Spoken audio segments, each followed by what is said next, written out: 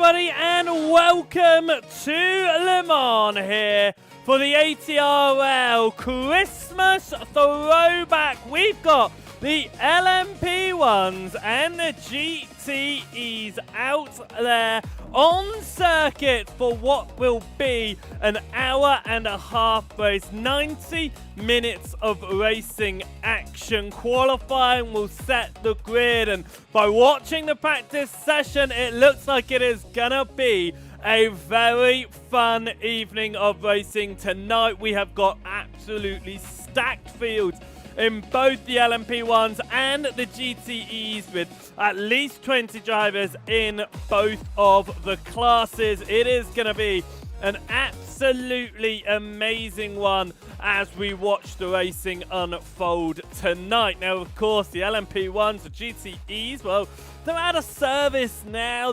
It's been a long time since they've given them the light of day on the iRacing service itself. It's will not be very often that we'll see them out in the real world again until they become vintage race cars in the future, where we see the historic Le Mans go out and these end up being the historic Le Mans. But we are out here for a great evening of racing at ATRL. It is going to be a great one, a nice one-off event to celebrate the Christmas period. It is going to be absolutely brilliant to watch. A very well-known circuit, of course. It's come across many different iterations over the years since it was first built over 100 years ago now. Of course, there are a number of significant changes to slow the circuit down. You've got the Mulsanne shapes with the chicanes added in there. You've got the Dunlop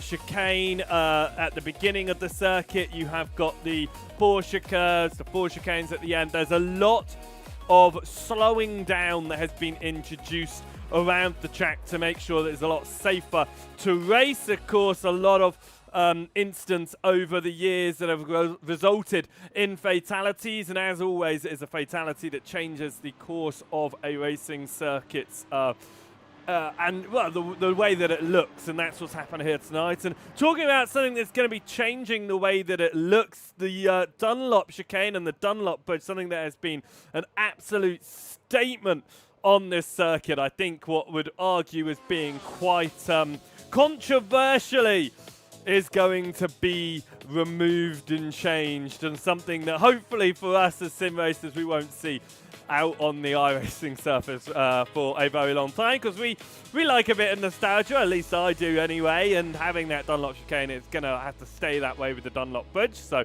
whatever they're going to do to it, let's just ignore that in the sim for now. It is coming up towards the end of the practice session that drivers are out there doing at the moment. They are going to have half an hour of qualifying to set the best lap times that it possibly can and getting in towards the front of the field. But of course, 90 minutes of racing action, it doesn't mean that this is just going to be a quick, qualifying is going to mean everything. Let's bang it out and let's go and set the fast lap time because we're going to stay at the front. Oh, no. 90 minutes, hour and a half. It is going to add a little bit in there. Drivers are going to need to think more in the long term rather than the short term, of course, in these longer events. And this is the first time that I'm picking up one of these bigger events, and it is the longest race that I would have broadcast. So I am really looking forward to this one, just as much as the drivers are looking forward to getting down there and putting in some absolute brilliant lap times in qualifying, getting a really great race in as well. I'm hoping that you guys in chat, whether you're over on the YouTube, over on the Twitch, that you are enjoying. If you are watching over on the Twitch, if you want to see the full quality broadcast tonight, then make sure you head over to the Aztec Racing League's YouTube page, and you'll see the quality, the broadcast in full quality. Right, practice is getting over and done with here. Qualifying is about to begin, and for the first time tonight, I am going to introduce you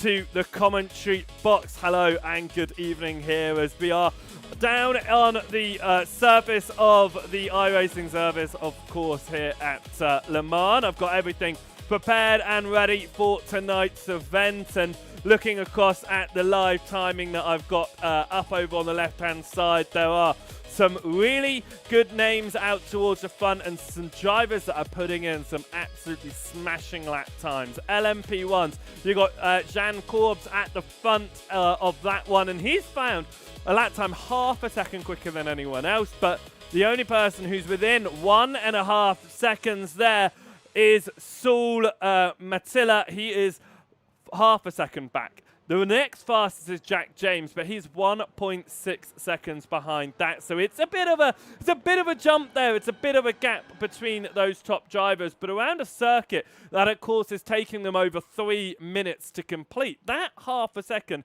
that second, it adds up. It really does. But I think when we're going to see them in the race, they're going to be able to keep a little bit closer. The slipstream's really going to help them, obviously, on the roll staying straight, particularly because they're going to have someone in front of them to support them as qualifying gets underway in the background here. 25 minutes that they're going to get out there. We'll get onto the track very, very shortly, but of course all the drivers, they've got to get themselves out onto the racing surface. They've got to get them all completing an outlap before they can then put in their time. So we'll see those coming around shortly. Mixture, of course, with the GTEs and the LMPs tonight, and the GTEs actually looking like a very nice mixture of machines out there looking to take part. We've got the Porsches, we've got the Fords, we've got the BMWs, we've got the Ferraris, we've got I believe all of the classes that you can. You got the Chevrolet as well. So yeah, you got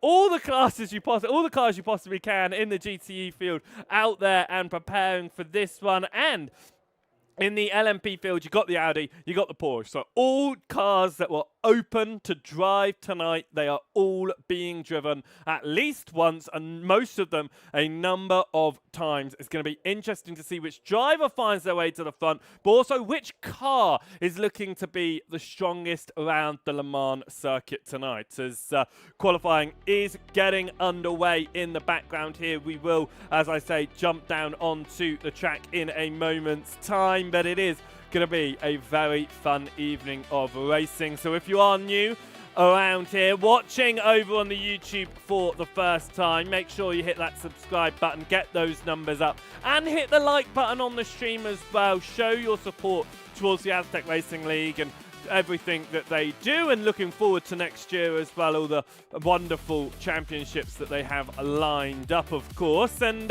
if you are watching over on the Twitch, like I say, you can hit that follow button, but do go across to the YouTube. You can see the full quality broadcast over there. And if you want to catch any of the other stuff that I do at my channel, then head across to my YouTube of Joseph Wright TV, and you will find us over there as we've rebranded heading into the new year. Right, let's get ourselves down then on to the iRacing surface for the first time tonight, because drivers are heading around the lap and hoping to get ready to prepare their first times in qualifying. We'll get our music stopped there as we don't need to hear any of that, as Dominic Gallo here coming around. Drivers are going to have a little bit of help out there on the surface during the service tonight, because there are 3 quick repairs. So if something does go wrong, drivers are going to be able to jump down to pit lane, very quickly get their car repaired and get back out. All they'll have to wait for, if they've had to tow, is that tow time. If they're able to limp their car down to pit lane, well, they're not going to be down the pit lane for very long, and they might not lose a huge amount of time in what is a 90-minute race. Of course, the LMP1s are going to be the first out there to get in lap times, as they are the much quicker cars around here, but it really is a throwback getting to watch these machines head around the Le Mans circuit. Now, I haven't been I'm not good enough as a driver myself, that I don't do a lot of the events out there in iRacing, and therefore I'm still quite low level. I'm still quite far down, so I never got the opportunity to race these machines around the Le Mans circuit. The closest I ever got was watching the races that others were doing, and even though that's all I'm doing now, for the first time I'm able to commentate it and bring it to your screen. So I'm really, really excited about that, as we've got coming up to 20 minutes in the session. We are now getting some purple laps on the board as drivers come around to complete lap times here. But of course, those are not going to be representative at this stage because they count they're coming out of the pit lane on this first lap, which means that we will be seeing lap times coming down a little bit as they find the speed, they find the tyres, and they get their fuel levels a bit lower as well, because the last thing you want to do is head out there and, well, put in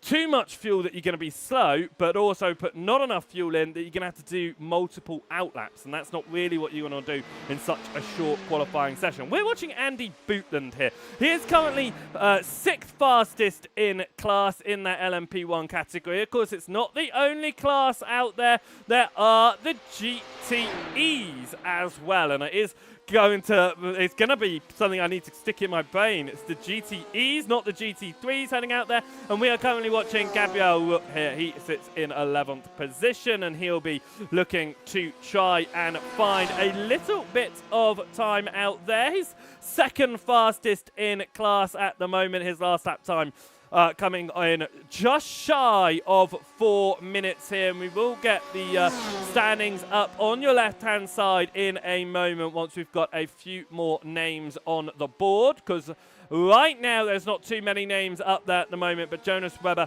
is the fastest of the P1 drivers. Adam State is the fastest of the GTE drivers as it stands. This is Sarah Dove running around in the Ford, and what a machine this is, and it is so upsetting that we don't get to see this wonderful, wonderful machine tearing it up around the circuits anymore, because it is an absolutely beautiful looking car. In fact, all of the GTEs in here tonight, and the LMP1s, all of them are just so beautiful. And I think that as time gets more and more progressive, we obviously think about, you know, the cars from 50, 60 years ago, about how good looking some of those are. Well, these are falling into that nostalgic, good looking machines. And the Ford GT is, for me, this has been there for, well, since I was growing up. It's a car that I did watch countless times in races, so it's nice to see it back out there again here at Le Mans. And Sarah Dove behind the wheel of that one, coming through the final chicanes. Let's see what she is able to do as we come across the line. Let's get ourselves our timing tower at that as well, as Dove does come across the line. We'll just have to wait for a moment as it pops up. It's good enough for 8th position in class, and let's get that showing class instead of overall. That would be nice, wouldn't it? So a nice time for Sarah Dove, though, 8th in class right now. Lewis Mason goes 4th in the LMP1s at the front right now, and moves quite nicely past Dibben and Pogue. That being said, Tony Dibben just decides, actually, I will take that position back, thank you very much, and I'll get another one with that. He moves up into 3rd in class at the moment. And Webber once more getting a purple lap. Was beaten to it by Saul Mattila, but Mattila dropping back behind with Webber's latest lap time, and through the Dunlop chicanes and under the Dunlop bridge. And a nice start to the lap there for Webber. Riley Pogue out there at the moment as well, looking to get in a good lap time. He was pretty quick during the practice session. He was leading that practice session for a little bit of time as well. So he'll be hoping to find something around there, as he currently is in 9th, but will want to do a bit more with that. A number of drivers towards the back without lap times at the moment includes Jean Corbs, who sits without a lap time but was the fastest in practice. So let's see how this goes at the moment as we head up towards the last section on the circuit. And this is one of those sections that was installed after the 1955 Le Mans disaster, of course. Used to going straight on there, but not anymore. We turn off to the curves, through the Porsche curves you go, getting that curving on the inside, pushing it nice and wide as we run through, and then trying to keep it tight. It switches back once more. Very easy to push it a bit too hard there, run off the circuit. You're not going to do that in qualifying because it will invalidate your lap time. But we're up to the final chicanes now. Want to get through these as quickly as possible, not take too much of the curbing, get nice and slowed down for the very end there. And what will this do? Like I said, it was fastest for Jan during the practice session. Where will it put him now? It puts him good enough for 11th, but that doesn't look like a representative lap time for him, so he will be going out there once again to try and improve as we drop down to the GTE class once more and have a look at Spez here, who is coming across the line, and Philip Spez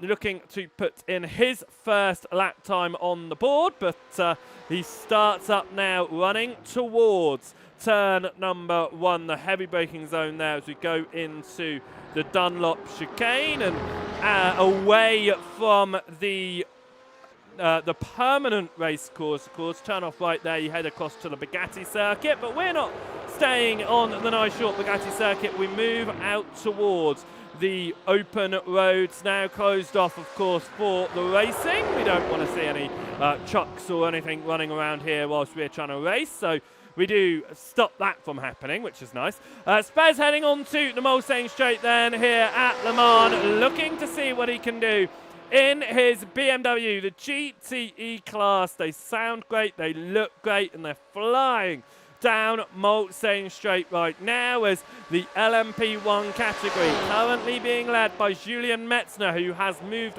past Webber at the very top of the standings there. Down in the GTE class, it is being led by Ali Afshar right now, a whole second clear of Adam State, who in himself is another 1.5 seconds faster than Sean Crisham, who sits in 3rd position. It is quite a large gap between some of those positions there, but when you've got a circuit as long as this, it is to be expected, and we will see the racing with the slipstream really come into effect when we go into the race session, of course. It is a closed qualifying session, which means they aren't getting a tow from anyone else. They haven't got any other drivers to worry about out there, which is going to be nice for Philip Spez as he's going to come on towards the braking zone once more. And a very tricky braking zone if you push it just a bit too hard, because you're already on the brakes as you start to turn in. You've got to get it closed. Slow down enough, don't want to run off the circuit and invalidate your lap, and especially on a circuit this long, there are a number of off-tracks pinging up on my session events screen, and I think that's quite tough when you've got a circuit this long, because if you get an off-track, especially early doors onto the lap, you've got to go another 3 minutes, and for the GTEs, almost 4 minutes to get yourself around and put in another lap, well, to start another lap time. It'll be, by the time you get around, about 7-8 minutes of waiting from when you invalidated your lap. Spez gets down nice and slow. You can hear the engine just rumbling there as we go down slow as Jan Korbs goes fastest overall by half a second. He was fastest in the practice session. He goes fastest in the qualifying session, and the top 3 drivers right now in the P1s are all German drivers. Jan, Julian and Jonas there sitting in the top 3. Saul Mattilla is in 4th right now. Riley Pogue is the man that rounds out the top 5 in the LMP1s with another 12 minutes or so of qualifying left to go. The GTE class being led still by Ali Afshar, Adam State, Sean Shisham. Marcin Junk sits in 4th, but with an exact same lap time as Gabriel Roop there, and I think that is that's something. We were saying that some of the bigger gaps were to be expected as Spez crosses the line. Where will it go for him? It's 4th fastest in the session, and at the same time Quinten Verdonk goes on to pole position. So Verdonk decides that he wants to find a bit extra time out there and places it on provisional pole. But yeah, I was saying earlier about how there was some big gaps out there, which is to be expected around a lap time, especially in the GTEs. That is 3 minutes and 45 seconds as the fastest as Webber goes back to the top in the P1s. But between the two of them, they are identical on lap times, which is absolutely crazy. Jack James finds a significant amount of time. He moves into second as well. But this just showing that every single lap, the drivers are just flipping positions. I mean, you had your top 5. Riley Pogue was rounding out your top 5 about a minute, 2 minutes ago. He's down to 9th now. That's showing how quickly it switches around. Lewis Mason has pulled off to the side. Dominic Gallo comes up towards the end as Julian Metzner now retakes pole position. Can Corbs do something as Gallo pulls across to the side? James Smagglesgale is sitting in 17th right now. 5 seconds off of the pace. That's just showing drivers that are used to these cars, drivers that are still learning these cars. But also, it is a lap time of over 3 minutes. It is to be expected that we'll have those big gaps as Jean Corbs looking to improve on his personal best at the moment. The top 5 in the P1 separated by just half a second right now. What can Jean do as he heads up towards the final chicane and looking to move any higher than he currently is? Fastest in practice. Will he repeat that feat in qualifying? Gets it slowed down nicely for the final chicane. Gets it across the line. Will it be an improvement for Jean Corbs? It won't, as it was an outlap on the end for Corbs. So it was a valid lap of a 3:16, but coming out of pit lane means that he won't improve on that one. We'll keep an eye on him as he heads around. Andrew Pike sits in 8th position right now, 3/10 behind Junk and Root, who are tied in their best lap, but Junk setting it first places him in 6th at the moment. All of your LMP1 drivers have put in a valid lap. That is 21 drivers that are going to be heading out in the LMP1 field. In your GTE field, we have 5 drivers who are yet to set a lap time, and that'll be 22 GTE drivers if they are all to get lap times in, but they all sure to start as Pike pulls down pit lane. Corbs is back out there looking to move up on his time right now as we head up towards the second chicane along the Molestain Straight, as he is currently 5th position, but half a second separating the top 5 and the top 3 right now, all in the Porsche. Now, is the Porsche going to be the more dominant car? I mean, you've got the next 3 being Audis. You can't see the same sort of dominance in the GTEs because the top 4 are all different machines. A Ferrari, the Chevrolet, the BMW and the Ford. We then see 2 Beamers and then the first of the Porsches down in 7th. So the Porsche's looking to be faster in the LMP1 field than it does in the GTE field. What can this be here from Corbs? Will it be an improvement on his personal best lap so far? With 7 minutes on the clock, drivers will be wanting to come out within the next couple of minutes to put in their final laps of the session. But as it stands, most of the field are down pit lane. Most of the field are not out there putting in any more laps, but Jean Corbs is. He's going to come through the Porsche curves and see if he can move any higher up than 5th position right now, coming through the end of the circuit, getting it, pushing it hard as he gets to the curbing on the inside, pushing it right to the outside, keeping it still on the circuit though. That's why Pike decided to drive down pit lane when we were watching him, is because he invalidated the lap. right towards the end as course comes through the final chicane. Will it be an improvement? It's a 309.939 to beat. It's a 309.597 as Lewis Mason has pulled off to the side. Here is James Smagasgale. He is looking to do something from 13th right now. He was 5 seconds off the pace. He's now down to 4.5. And bearing in mind, Coul's just gone an extra 0.4 faster. He has found about a second on his personal best when we saw him earlier on. Can he find his way inside the top 10 by the end of this? As again, most drivers are not out there on the circuit. Jack Southfield is one of the only drivers out there who has not yet set a lap time that is out on track. Jack Southfield currently on his way out of pit lane, running in the Porsches. 4 of the drivers yet without a lap time are running the Porsches. One of them driving the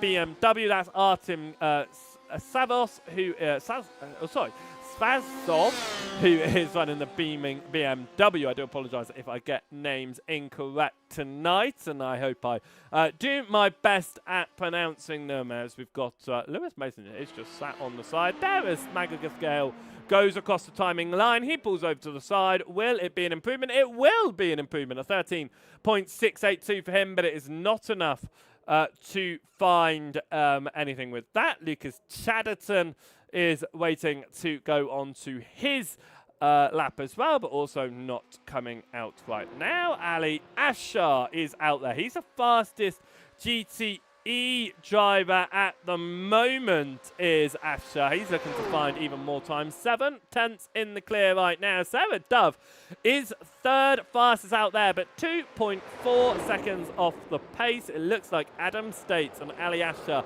are going to have a little GTE battle at the front if they can get away from this one nice and clean. As we head through towards the end of the lap for Sean Chisholm. Chisholm's currently sitting in 4th, less than a 1/10 of a second behind Sarah Dove. So we'll be wanting to try and improve on that one. Of course, drivers could come out of the pit lane now and set one final lap time in, but it will not be representative because of the cold tyres. So it will be Chisholm being one of the last few to get lap times in. We've got William Kurtler out there still trying to put in lap times. Alexander Yoon, Gregor Lequette. And then, like I said, Jack Southfield is also out there at the moment without a lap time, but looking to put one in. And if he does, it means he will, even if he doesn't get in a very representative lap time, he will still get 18th position. Sean Chisholm wanted... I'm going to come down pit lane. Actually, no, I'm going to go one more time around, as Chisholm's thought there, as Jack Southfield comes across the line and goes 12th. So his one and only lap time out there is good enough for 12th position, as Sean Chisholm is one of the last drivers. He is the last driver to be running around and putting in some sort of lap together right now, as that means, for the most part then, I would say that we can see what our grid is going to be like on the left-hand side. We will do a complete run-through of the grid once we get gridded up and ready to start the race. But right now, Sean Chisholm is the only driver out there, which means that nobody else is going to be able to improve on their lap times. And it's going to be dependent on whether the session cuts straight off or whether they Chisholm will have time to finish his lap, or depending if he could move any higher than 4th. Like I was saying, he's less than a 10th off of Sarah Dove right now. That gap is just 0.072 of a second. He will remain on the second row in class, but he could get past Sarah Dove and have one less car to worry about on a potential hunt towards the very front of the field. This session, though, almost over as we tick across to 9 o'clock here in the UK. Now, 90 minutes of racing action will prepare. The drivers will be preparing for that in a moment's time, as I just pop across and have a look to see at some of these, the comments that drivers are sending to each other. Very much good luck messages to everyone, and then also talking about how some of the drivers out there are extremely rapid, and I think that is very clear to see. And one of the questions there being asked, can the LMP1 change tyres and refuel at the same time? The answer to that is no, which will decide the session the stints and the strategy being played here, because surely with you not being able to refuel up and do the tyres at the same time, you'd just want to do the fuel. These tyres definitely would be able to do the whole 90-minute race without any issues, so it will definitely be just a fuel stop, I believe. As we do tick to the end of qualifying, are we going to get any extra time on the board? We are not, which means that we have got our grid set, and we will have a look at how the grid is going to start here. Some very, very quick lap times out there on the field.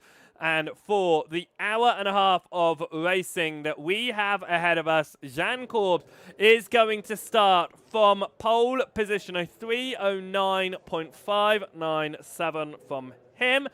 Julian Metzner will start alongside on second position. Jonas Weber will start in third ahead of Jack James. Quinton Verdonk will start in fifth, and Tony Dibden will be in sixth position for this one. Seventh position will go the way of Saul Matilla.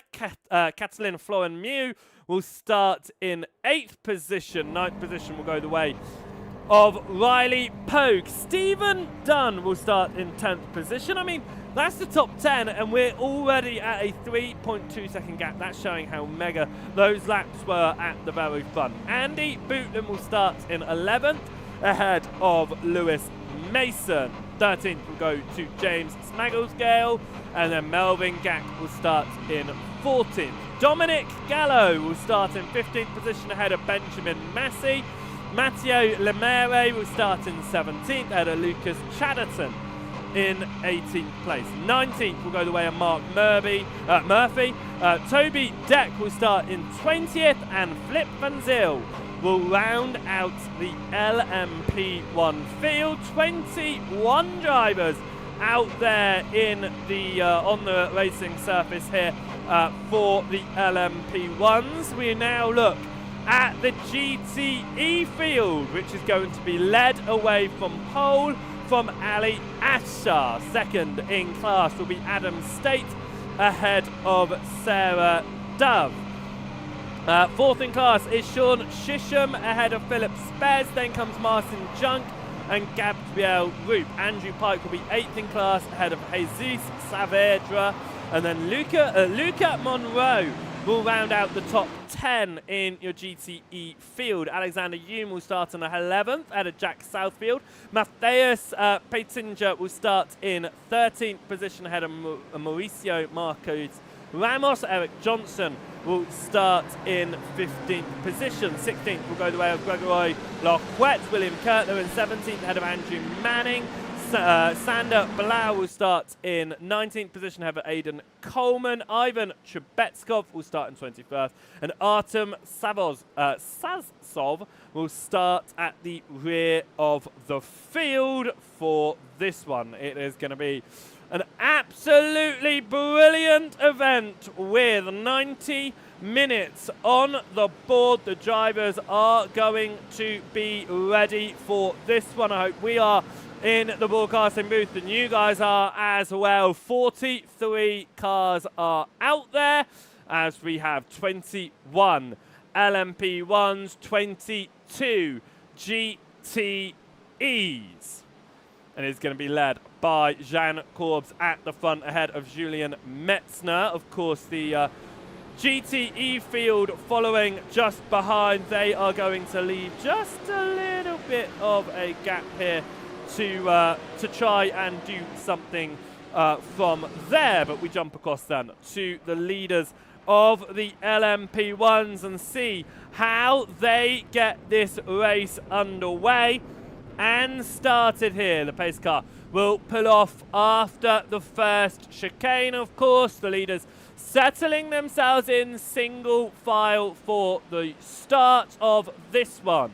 The pace car is off. Jan Corbs in control of this race. We head out the final corner and he's launched early. We are away here at Le Mans for 90 minutes of throwback action as we head up across the timing line. A few drivers trying to get early positions here, but we will have a look at how the GTEs fare on their way out of pit lane, and a very nice start once more for the race leader in the GTE field as they all get going. It is a little bit of smoke from the LMPs ahead as we saw a few drivers just having issues towards the back of that train of drivers, but this is the train of drivers that is currently leading the LMP1 field. 5 drivers pull away from the start here, and we are going to have to try and keep an eye on some of the positions, particularly in the GTE field,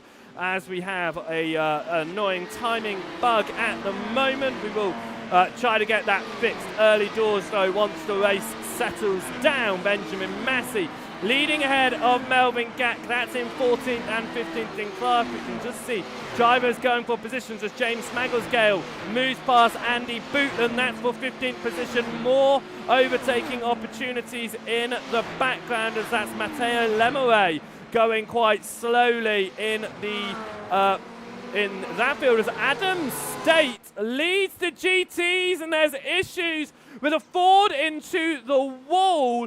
Ali Ashar has lost it down to second in class, but the GTE field running side by side at the front here. This is the fight for the lead of the GTE field. In fact, this what now is side by side for the podium. Junk is looking to try and hold on ahead of Roop and Chesham behind. Certainly does, as they somehow settle themselves down without incident there, and they all get through the second of the chicanes, and it is a meatball flag for Philip Spez on the opening lap of this race, as once again just getting a few timing issues that we will get sorted out here and a couple of laps once they have all settled themselves down, as this is going to be Catalina Miu running around trying to get the inside line to work.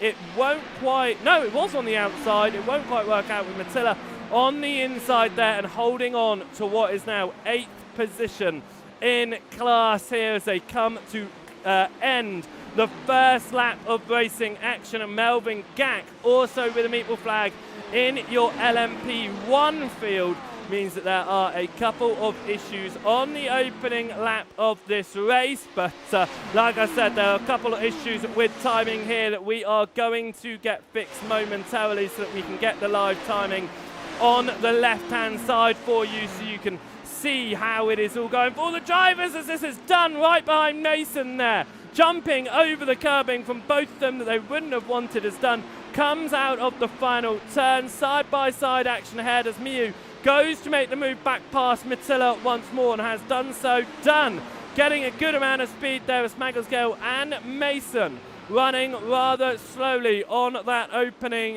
part of the lap, but with one lap done, it is Jean Corbs leading the way in the LMP1s. It is Adam State leading the way in the GTEs. That was Julian Metzner giving up position to Jonas Weber and to Jack James as well, both being teammates there. You wonder what game is at play, but we are going to quickly fix our timing issues here, so give us one moment whilst we sort this out. I do apologise here. Back in 1 second.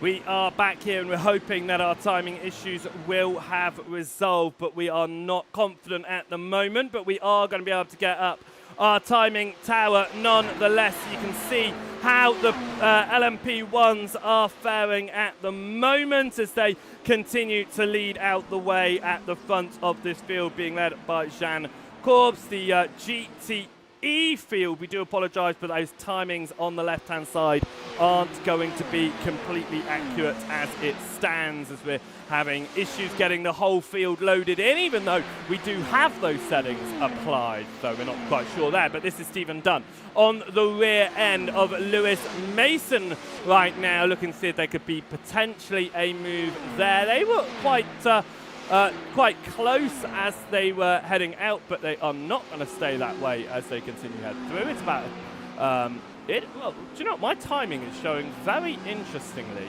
that Stephen Dunn, it was just a tenth of a second behind Lewis Mason, which is not the case up until the point they got through onto the braking zone. So I'm really not sure what's going on with our live timing here. So we really do apologise for any of those issues, as Miu is chasing down Saul Matilla now. That's for 8th and 9th position, looking like there might be a potential overtake in that fight. But it is the front of the LMP1 field that is interesting to look at right now, because those drivers are incredibly close together as they run through, and you can see by the liveries a number of teammates up at the front there working together to see if something could happen as an LMP1 working their way through this GTE field. That's Melvin Gack trying to find a way up the order. You're going to see some issues on our live timing up at the P1s now as we jump down to the GTEs.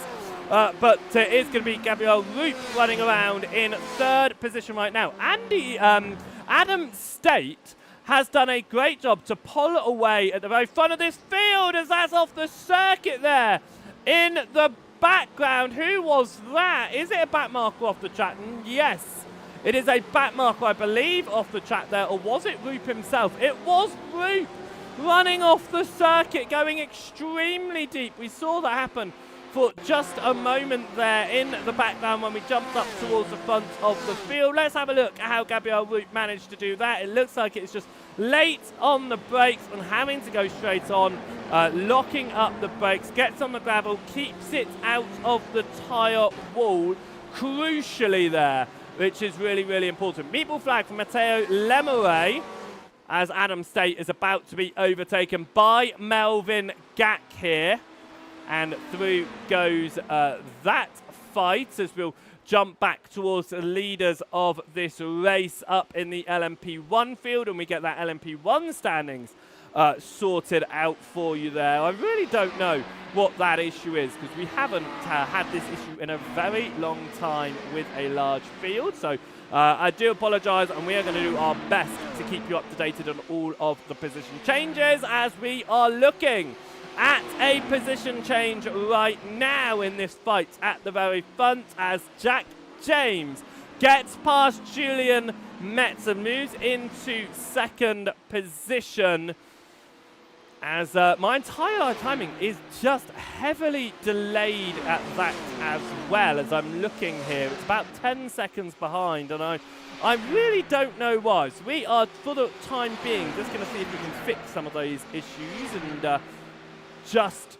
hide that for the moment as we continue to watch this large field of drivers head around. And I think I might know one of the issues, and if you're watching over on the Twitch page, then please do head across to the YouTube, because the Twitch stream is going to end now on that one, as I believe that is part of the issue that is going on in the background, but hopefully will fix at least some of the timing issues that we are having right now, with Jan Korbs out front by 4 seconds ahead of James. Metzner is running around in 3rd and has Verdonk just behind. Verdonk will be looking to try and get into this podium position if possible as we head through now and up towards the final chicane. Verdonk running behind Metzner by just about a tenth of a second right now, wanting to try and make that move through, and we'll have a little look. You can see about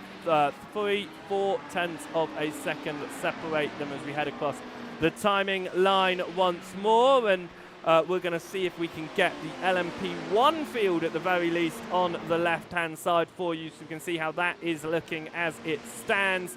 And we will jump down to the GTE field momentarily as the LMP1s have actually sort of sorted themselves out here. There's a few cars still going for positions as Riley Pogue was moving past Mattila.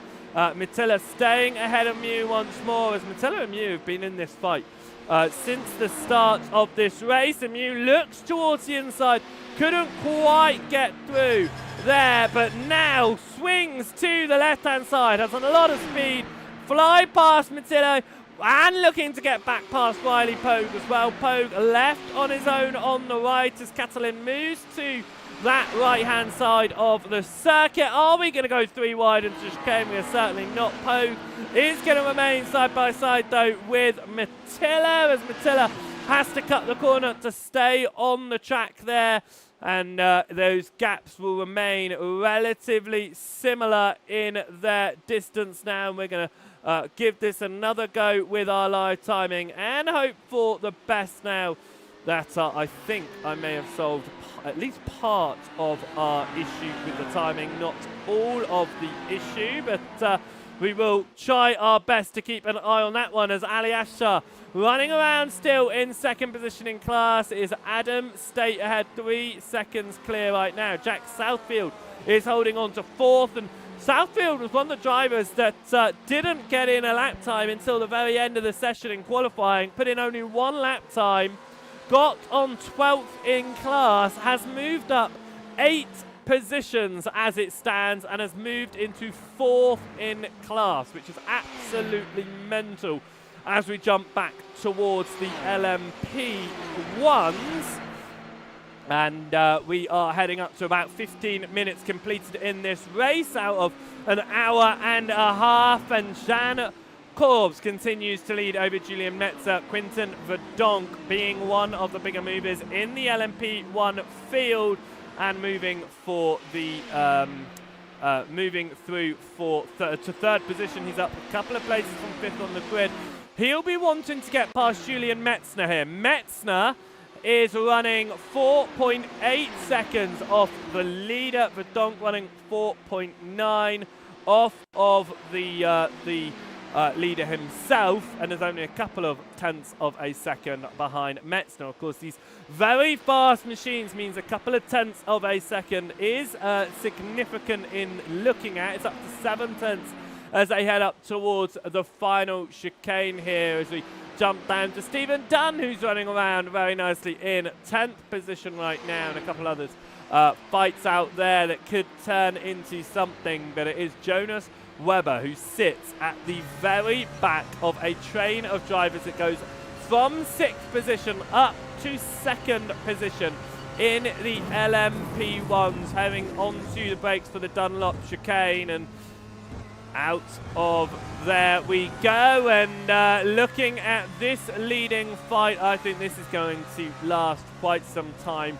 We saw the top 5 in qualifying all within half a second of each other before Corbs put in his lap time. They ended up being within a second of each other, and that really does impact in the race here. You've got the slipstream, you're using your energy to the right levels, you're deploying where you need to, and you're doing exactly what you need to do. We can see some very interesting gaps form, some interesting gaps close, as well as Weber falls down 1.5 seconds back off this lead fight now, which is being led by Julian Metzner. Quinton Verdonk in 3rd position in this race. Jack James in 4th position right now, and looking to try and do something with this train of drivers, pull away, get through, whatever they might be doing at the top of this field here, to try and do the best that they possibly can in the early stages of this race. But right now,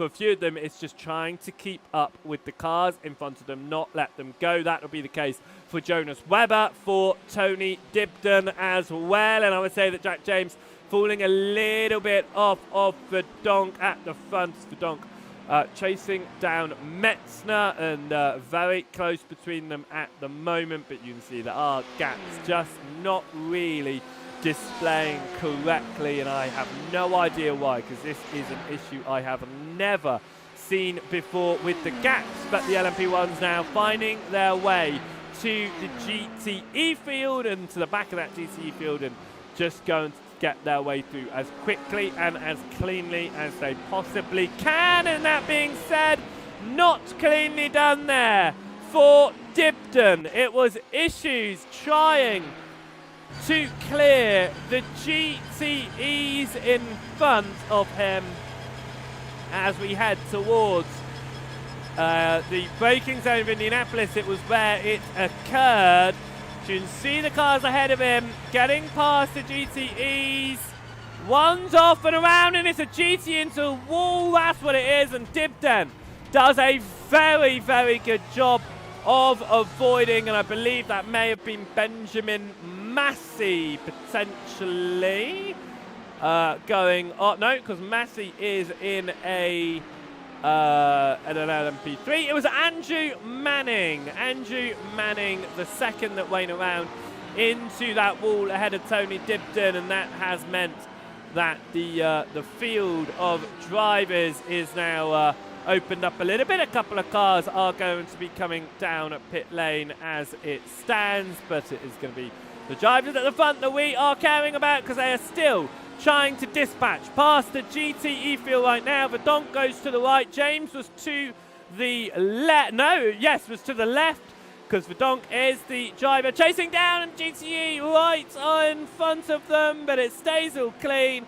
And Verdonk also gets through, as that's Dibden in the background, trying to get past a little bit cleaner this time without all of the issues that he was experiencing before. An hour and 13 minutes left on this clock as the drivers in the P1s come across the GTE field for the first time. And talking of the GTE field, Adam State continues to lead that field. He's up into the lead of that class ahead of Ali Afshar. Afshar is only 1.6 seconds back now, so it's not out of this by any means, as Gabriel Roop is pushing Andrew Pike along the Mulsanne Straight, decides not to go for an overtake into the second chicane, and remains all behind as we come through off the circuit. There goes Pike, carrying a bit of speed. Roop having to leave the door open there for a LMP1 making the overtake through, and that will affect these battles that are going on in that class right now. But it is the battle for third in the LMP1 class that is making their way past the GTEs at the moment, as James ducks up the inside of the Porsche. Verdonk gets it on the exit, but James does get the smoother run out of the corner and pulls a little bit away as we watch through the letterbox. That is the LMP1 front windscreen. We head up now to where we saw some issues between the GTEs and the LMP1 last lap, with a crashing GTE causing a bit of havoc, but it stays all clean this time. Verdonk still very close to the rear end of James in their fight. James has got the advantage now. Verdonk has to remain behind and will lose a little bit of time in that fight, but will not be worrying too much. We've still got an hour and 11 minutes on the clock as the fights continue to run along here. Jesus Saavedra and is running around now in the with a battle actually just in front of him. That's Sarah Dove behind Sander Bloor here, running in 26th and 27th overall. They are 8th and 9th in class, and Sarah Dove running in that very beautiful Ford GT has a P1 passing, another P1 chasing down, some smoke ahead, as I believe Bloor went into the wall. Even if it was just a little scrape, it's enough to kick up a whole heap of smoke there as Sarah Dove disappears, and that is not due to us not being near, because we were watching. Maybe issues for Sarah Dove, which would be a shame if that was the case. But Andrew Pike is running around in 6th behind Gabrielle Root here, as Nope Dove has returned back, but has lost a huge amount of positions, was battling with Blore, and has dropped all the way down from 8th to 11th. So I believe she slowed down a bit when she has disappeared to ensure there's no instance with anyone else. As Alexander Yoon came down pit lane, received a black flag.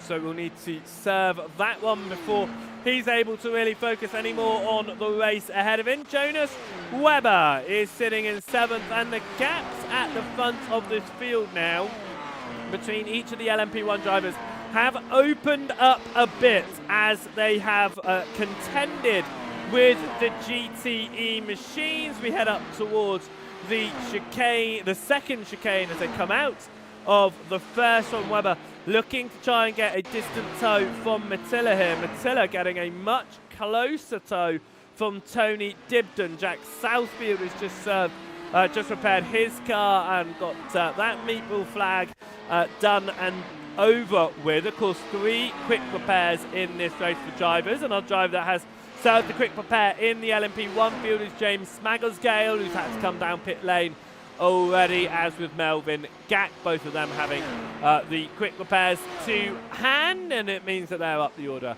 just well, they're back out there at least and not behind any of the GTEs. They follow along with the LMPs at the moment. Mattila still chasing down Dibden here, looking like there could potentially be a move coming up if Saul Mattila can get a good amount of power, good amount of tow, but the gap right now just a little bit too big from the rear end of Tony Dibden. As we watch here, they come through Indianapolis, where we saw some issues earlier on and some good avoidance from Dibden himself, as we head now towards the end of the lap once more, and we're approaching the 1/3 distance with half an hour completed. We'll be seeing drivers pit for fuel before the end of this one, but are they going to try and split this race in half, or are they going to go as far as they possibly can on a heavy tank of fuel and go all the way until they just need to top up towards the end? That's the question. It's another strategy decision that needs to be made, as Asher running slowly there compared to the LMP1s, but running very quickly compared to Adam State, and we could see an overtake for the lead of the GTEs as they continue to run around, but the LMP1s deciding to get involved, slowing up Asher just enough that he is no longer on the rear end of Adam State. He is going to be looking for a good exit here. Of course, the Chevrolet leading the way in the GTE field, the Ferrari chasing behind. It's a BMW in 3rd, but a huge amount of time back to Marcin Junk in 3rd position, 15 seconds in fact. And we did see Adam State and Ali Asher running at the front of this field very, very quickly and qualifying and being a significant amount of time ahead of the rest, so it's not surprising we're seeing these two out to the front. And it's not surprising we are seeing these two fight out. We said that there was potential to be a battle between these two, a class of their own, and they certainly are right now, as Asher once again closes back the time towards Adam State here, and be looking to try and find the speed as we head up towards the Mulsanne Straight. This right-hander being re-profiled after the 2013 fatal incident, of course, and it's just made it a little bit tighter as the radius of the corner became a bit tighter to slow down the drivers just a little bit. It also introduced an opportunity to add a bit more of a gravel space, but here comes Asher to the back of State. You can hear him lifting off before we get to the chicane though. Is this going to be the play from Ali Afshar? In a long race like this, strategy does come in. And is it going to be a little bit of fuel saving going on from the man in second in the GTE field? Let's find out as we head up to the second chicane. Is he going to go for the move? He's going to lift off. He lifted off a little bit once again. He did. So once again, Ashar will remain behind, and that is the choice that Ali Ashar is making at this stage in the race, is to just stay in second position to the Britishman of Adam State, and the Turkish driver doing a great job to hold on to second. The Polish driver of Marcin Junk doing great to run around in third position as well. It's double Germans out the front of the P1 field though, as Metzner only 1.6 off of Jan Korbs right now. It's 4 seconds back to the Brits on the final position on the podium of Jack James, and that has become incredibly closer out at the very front between Jan Korbs and Julian Metzner as they head up towards the end of this lap. This could be potentially a move from Metzner here to move into the lead ahead of Korbs, but is it going to be similar to that fight that we are seeing down in the GTE field, with Metzner just deciding to stay behind? He dropped back during the chicane. He'll get past the Porsche in the GTE class, heading up towards the first chicane on the lap. Pushing it nicely on the exit, maintaining about half a second's gap here between Korbs and Metzner as they continue to run around first and second in this race. We're approaching the half of an hour completed range and third of the way done, and heading in towards the final hour of racing. Lewis Mason gets past Tony Dibden, or is that just another timing thing? No, it does look like Dibden has had an issue potentially. Dibden's down pit lane, that's what's going on here. 27 minutes in, it's a quick repair as well for Tony Dibden. Has there been potential issues for Dibden pitting early in this one? But getting that quick repair done as well. So Tony Dibden out of pit lane now, and Verdonk is looking at a potential move past Saul Matilla for position 4 in this race. Was quite close behind, but won't turn into anything there in this fight that is currently ongoing as we head up now towards the second chicane along the Mulsanne Straits, with Verdonk chasing down Saul Matilla. Matilla has had a very good start to this race, up 3 positions from the beginning of this one, and as the racing continues here, I think we're getting a little bit better with some of our timing. So I'm hoping that it's not all very accurate as much as we would have hoped for still, but I do believe it is a bit better for us, so we can keep a better idea on both of the classes. And talking about both of the classes, they both have a fight for the lead in the race, of course, and currently being led by Jan Korbs in the LMP1's Julian Metzner. Chasing in behind is Adam States and Ali Ashar, who are leading the way in the GTE field, although the timing screens do temporarily say that they aren't leading that, as Verdonk once again behind Matilla here. Is Verdonk also looking at potentially trying to save a little bit of fuel, just sticking behind Matilla, or is he just not able to find that speed? Matilla clears the GTE, Verdonk clears the GTE, and they are both up and through in that one as I try to catch up with some more of the P1 field. It looks like we might have a number of cars just not showing correctly for us. Are they down and out? I think we might have a number of cars actually down and out of this race, and not a timing issue. They are just genuinely down the position, as Verdonk has made the move past Matilla. And how has Verdonk managed to do that? Because Matilla was quite a way ahead. Has it been a mistake from Matilla? Potentially, I think it has. A slow exit And it is just going to be a move, looks to the inside, gets the overlap. Mattila already behind, and Verdonk just gets that position. So a nice, easy move there as Metzner once again on the rear end of Corbs. So is he going to try and make this move through, or is he going to stay behind? He stays behind. Fuel saving at the front of both of the fields right now, and it looks like we have said we have actually said goodbye to a couple of drivers, not just due to timing issues, as we jump towards the rear of the field to see who else is running out there. I believe we have said goodbye to Riley Pogue, Melvin Gack, Jack Southfield, and Matteo Lemeray. Now that's really a shame for Southfield, because he had moved up 8 positions at the start of this one from his qualifying spot. So it is a shame that he wasn't able to maintain that, and he's gone down and out of this race in the first third of it. But yep, I do believe that the timing screens that are saying now out are accurate with their out statements. They are no longer a timing glitch.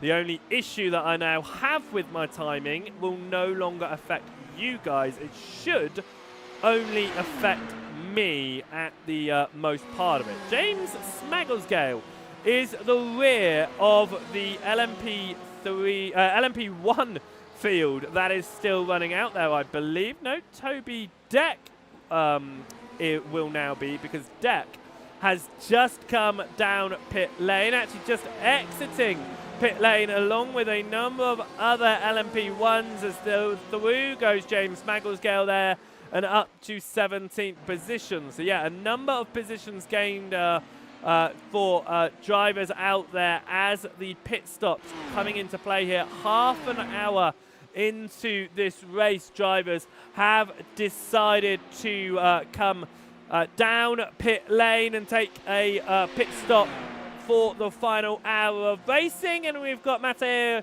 Lemeray down in the chat out of this race, which is a shame for him in that first stage of the race, as we didn't quite catch what happened there. So if you want to let us know, then do so in the chat, and we can talk about it. So Verdonk looking once again to get back past Mattila, because they've swapped over once more. And I think Verdonk wants to be behind more than anything here, because he got past Mattila and he's back behind again. I think it is an option to stay behind, save that fuel, just like Metzner is. Because even if they come down pit lane on the same lap, which ultimately you're going to want to do because of the tow. Oh, as that's off the circuit though goes Mattila. That will be a slowdown for Mattila. Will Verdonk stay behind or make the move through? It looks like he'll stay behind, but it does mean that when he comes down pit lane, they're saving the fuel here. They are going to have a bit of better luck with their timings, as through to the side goes Mattila there, and Mattila backing off. Is that letting go for some of the timing issues? But of course, you're saving fuel, you're going to need to fill up less fuel even if you come in on the same lap. And you can confirm that the out statements are correct. That is good to know. Thank you so much for that. I appreciate those confirmations, as the timing gets a bit weird over here with so many cars out there on the field. Of course, it's sometimes a bit of a struggle to keep up with all of them. 42 cars started this race, and it is 38 cars that continue to run around right now, as Julian Metzner still remains behind Jan Corbs. Look how close he is, but just does not go for that move, which is going to definitely be a fuel-saving strategy here, and it was being sent to Jupiter's lower orbit during the start of the race by Gallo, and then unfortunately collecting James on the pit entry, which is why James Smagglesgale had to come down pit lane. And that was on, what lap did you say that was? Lap 2. Let's see if we can find the incident that occurred on lap 2. If we were watching you at that point, then we very possibly could have done scrolling. There's so much to happen on lap 1. Right, we're on lap 2 here. Let's see if we can find out what's happening. There's a GTE around in the background. It is a Beamer that slides their way through, but very fortunately out of the way here and not going to be involved too much in that incident. Let's see if we can. It does say here that there is an accident, but I think this is just where we wait and watch something else occurring at that time. Let's have a look. Oh, this could potentially be. Oh no, I think it might just be where we were watching something else occurring at the time. That's a big old switch ahead of him, ahead of Lemeray. That was the fight going on, and I don't know where. It says that you may have crashed in this one, but apparently you may have crashed. Are we going to see the crash? I mean, we were 30 seconds before the crash, but it's side by side once more ahead as we head up towards it. It's after Mulsanne. This potentially could be where it's occurred then as we watch through. We continue to watch here. It's after Mulsanne. Here we go. Is it through potentially Indianapolis as we head through? Oh, a big old wobble there. There's the contact. Front of the rear wing. Absolutely damaged from that one after the contact. We're going to jump back a moment and watch that. And whoa, whoa, a big old hop there from that one. Whoa, what was that? Let's watch from Lemeray here on board. This is what occurred in this fight. Black flag for Jean Corbs, the race leader. Black flag for the race leader, Jean Corbs, who's come down pit lane, I believe. I think it's a speed into pit lane, and it is. It's a big old hop there. But a real shame for Mathieu Lemeray coming out of pit lane and getting involved in that accident. But Jean Corbs has had a black flag, and it looks like it is from coming down pit lane here. How has he entered pit lane? Because pit lane entry means a lot here. That black flag has been served, but for Jean Corbs, he's going to have had to have served that before he did the pit stop itself, which means that the drivers in front, well, that were just behind him, Metzner, for example, are going to have a huge advantage here. Yeah, he didn't get the pit limiter on. You heard him get back onto the throttle, and he did not get the pit limiter back on. So Jean Corbs here, a big penalty. And down to 7th in this race. That promotes Jack James up into 2nd behind his teammate of Metzner, and James is only half a second behind here. So Julian Metzner leads the way ahead of Jack James' teammate. Quinton Verdonk is 3rd, 4.5 seconds back, and will be wanting to do something about pulling his way up front. There was a change in the GTE lead for 19th position. This is how, if we can get it. Ali Afshar, no! Can we not get it here? We might not be able to get it here. No, we just don't get that one, unfortunately, as we were elsewhere when the races were going on. But Ali Afshar moves back into the lead of the GTE field. Adam State back down a second. They're both now in the positions that they started this with. Martin Junk holding on to 3rd position, still in this one down the order. Is looking quite strong at the moment as we are approaching the halfway distance. At the halfway distance, we will catch up with the standings as they are. But it does look like there could potentially be another opportunity for States here. Has either of them come down pit lane? I don't believe so, but I do not have the stints being displayed. Let's see if I can get the stints displayed here so that I'm able to keep better idea of how they are doing out there at the moment. Let's get that one saved up.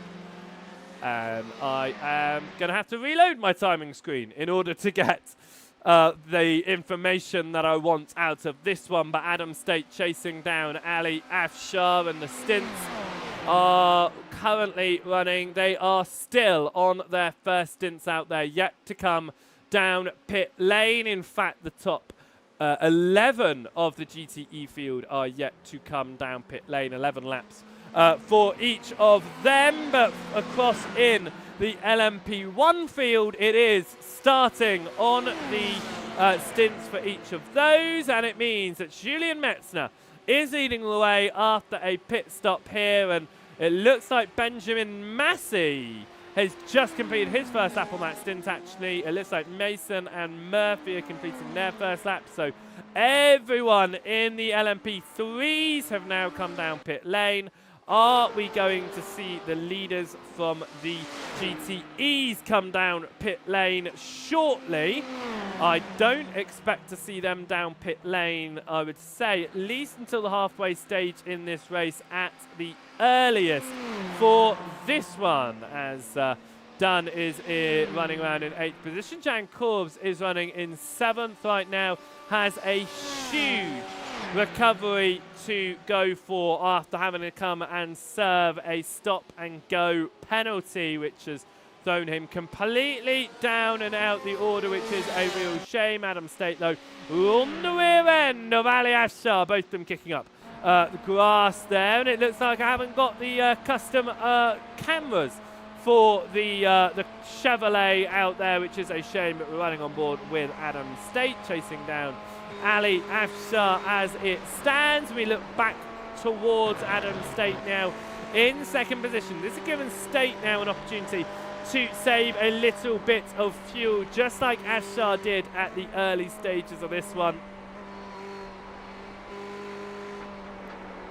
And through the curves we go, and up towards the final chicanes now there. I was just taking a quick moment to have my first sip of drink, and I think it's a perfect time to do that as we approach the halfway stage. At the end of the next lap, we will catch on with the standings that they are in both of the fields at the moment. Jack James running around in 2nd position, trying to chase down Julian Metzner. The gap up to 2 seconds now. Porsche sitting in front of him. James goes to the inside, had to back out just a little bit there, and it continues to help Metzner pull away out front. And Julian doing a great job here to just navigate this traffic as best as he can and really take advantage of how the traffic may affect others, including James right now, who has to back out completely into the chicanes as to not get too close to the Porsche in front of him. Metzner having a car in front of him as well, but it was enough of a gap that he was able to keep up a little bit more speed, and another 0.7 of a second loss for Jack James in 2nd position as we ride once more with Adam State looking up towards Ali Afshar at the front of the GTE field. This is the fight now that we are going to stick with for the time being, because the P1s have opened up just a small amount. Mattila and Dibden are now the ones fighting as Dibden's made his way past, as Verdonk has made his way past Dibden for 3rd position.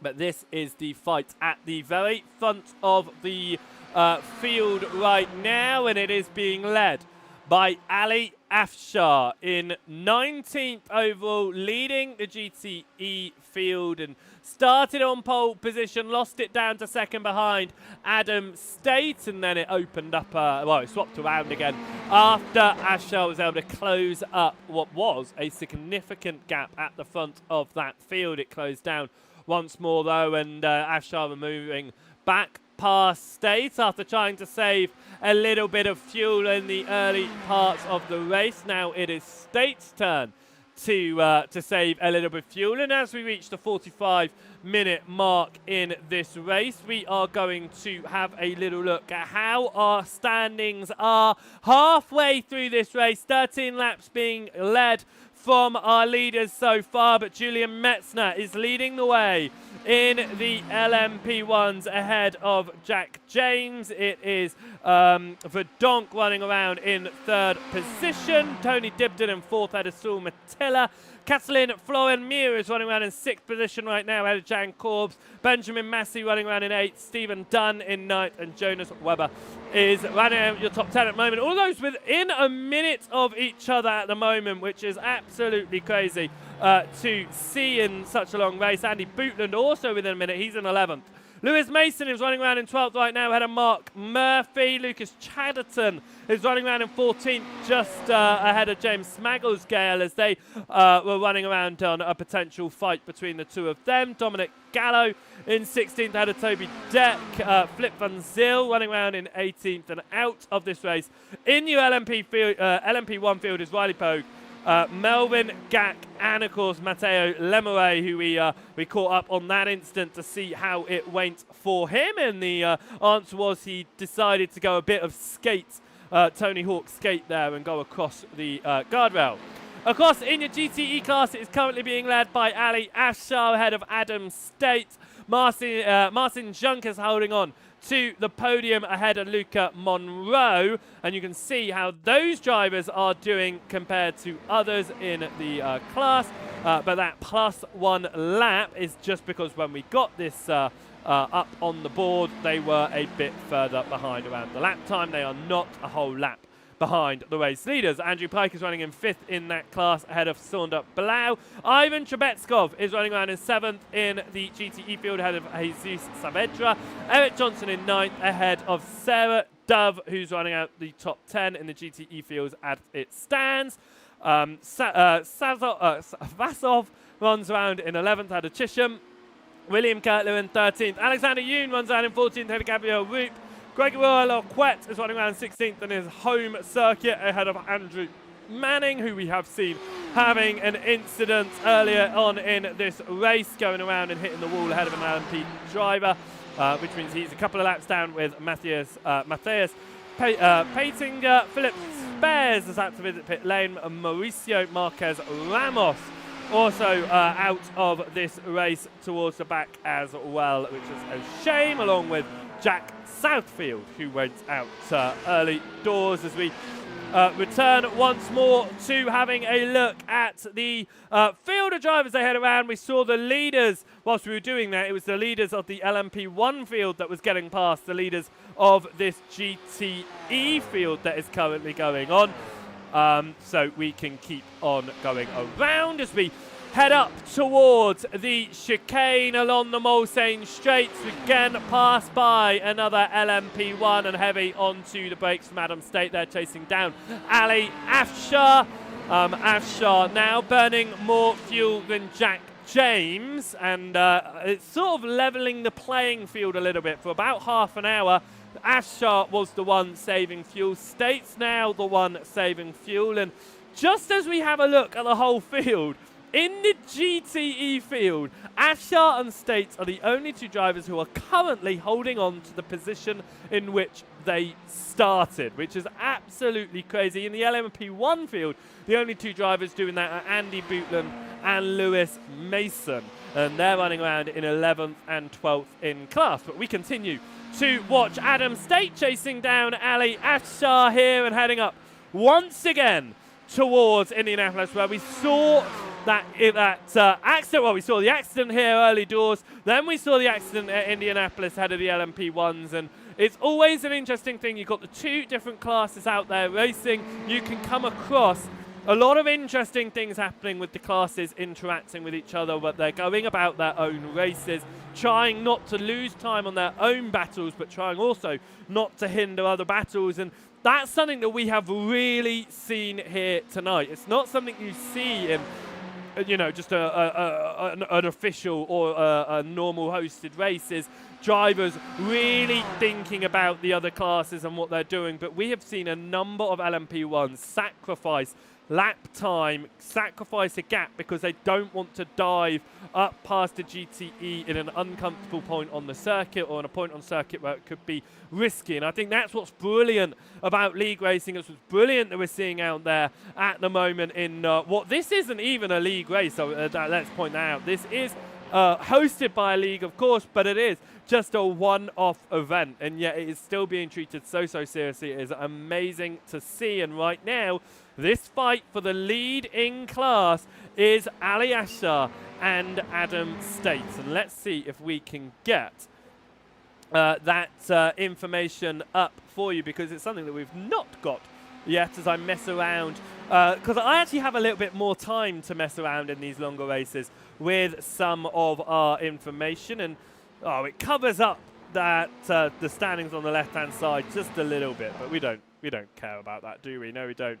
As we continue to watch around at the moment, and we are just having a look at their lap times. In fact, let's have a look at the fastest versus last lap times from each of them, and you can see how Ali Ashar is doing just enough to stay ahead of Adam State, but State does not really want to make his way through at the moment as they continue to run around. If you are watching over on the YouTube channel, make sure you hit that subscribe button. You're notified when new videos are posted, when we go live, and to show your support to this stream, make sure you hit that thumbs up button as well. And if you want to see more of my commentary and what we do at the Joseph Wright Broadcasting, then head across to the YouTube channel Joseph Wright Broadcasting, which you can find at Joseph Wright TV. And you can also catch up with the extended highlights of all the streams that we do as well. There will be an extended highlight video of tonight's event coming out before the end of 2025. So head across to that YouTube channel and hit the subscribe button so you'll be able to catch that. Right, once more, State is on to the rear of Ali Ashar, but there's not going to be anything happening between them at the moment, as once again Ashar just wanting to save the fuel, State just wanting to save the fuel behind Ashar as we head up towards the end of the Mulsanne Straight. And I believe that was...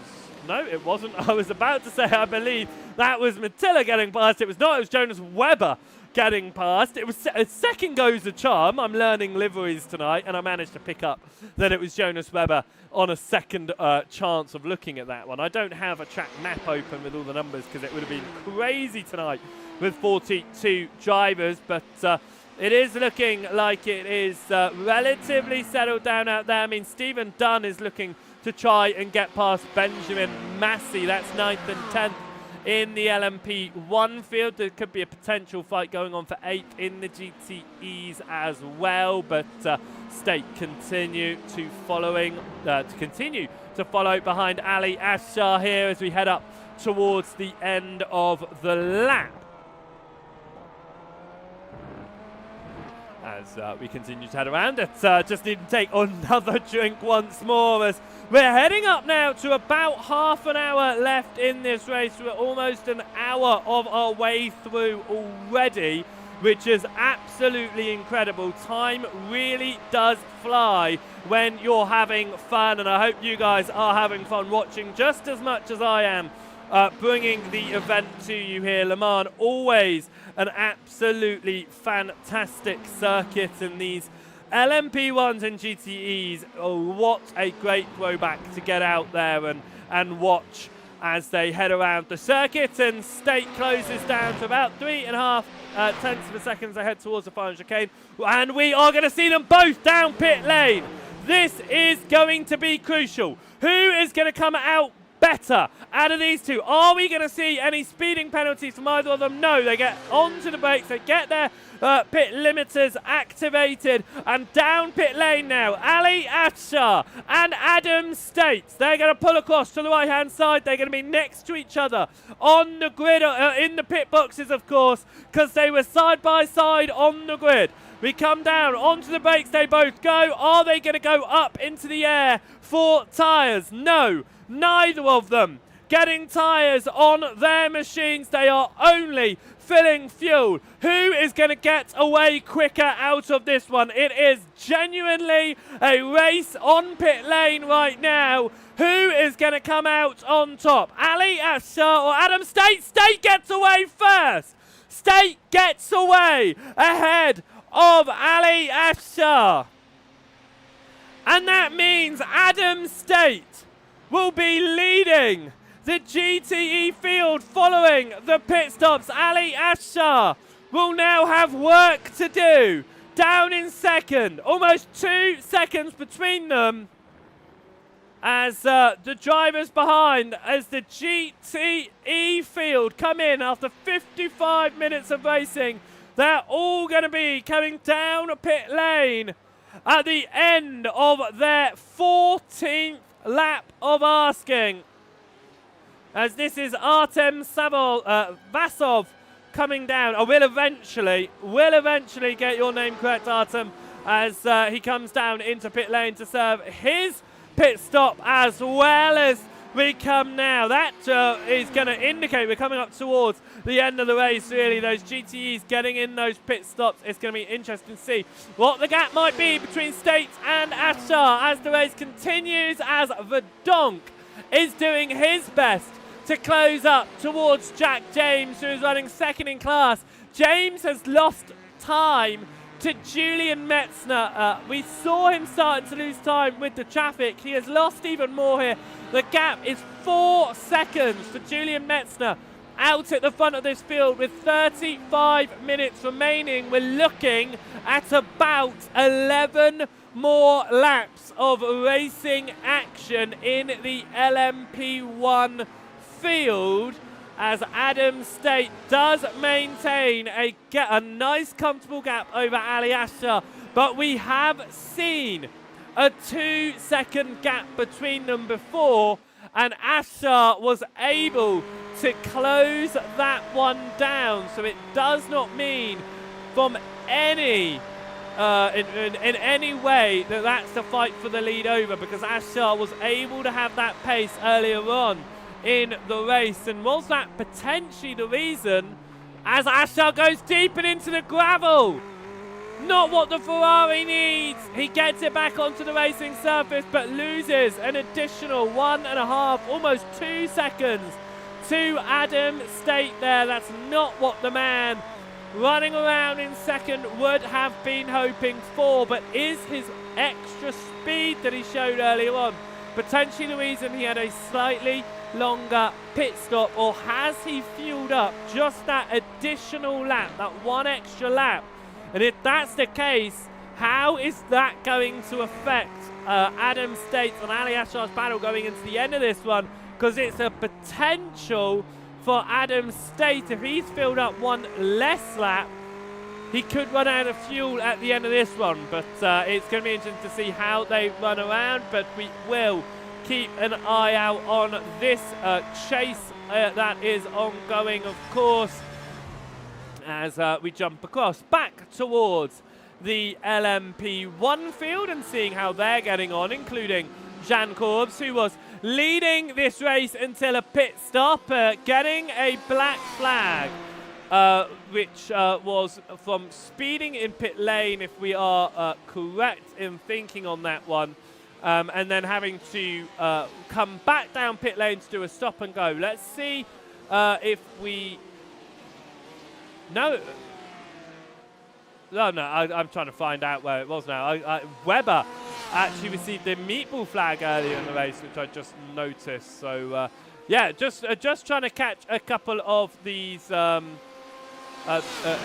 things that are going on right now. And at the moment, I am trying to find if we have any record of that black flag being picked up as we watch Shane Corbs running around. It looks like we can quickly have a look at how that black flag was picked up in that one. It was on his way into pit lane. We saw it. It just sped that little extra point. Did you see it? Where he just went just a little bit quicker. Listen, listen. just for a moment there, the engine picked up. But it did look like he was on. Was he not on? No, just not on that limiter. That's where he got the speeding penalty from. He then had to serve that penalty before he was able to come back out again, and that's where that happened for Jean Corbs. And as we say that, this is live. This is live watching Jean Corbs right now. He returns back to pit lane, this time making sure he's got the limiter on. So as we watch that, that was a entry to pit lane for a second stop here then for Jean Corbs, and it will be his stop to take him to the end of the race. It is a slightly alternate strategy here from Corbs, who is looking to try and do something with a race that has fallen apart. What was in the palm of his hands is no longer in the palm of his hands. He's stopped. Let's see how long it's going to be for Jean Corbs. As we just pop along and see if we can get some information about that pit stop for Corbs. So I don't think we are going to be able to. I was trying to mess around with some things as always, and it looks like it just does not want to display, which is lovely. I like trying things out. There we go. A 28.4 down stopped for Jean Corbs.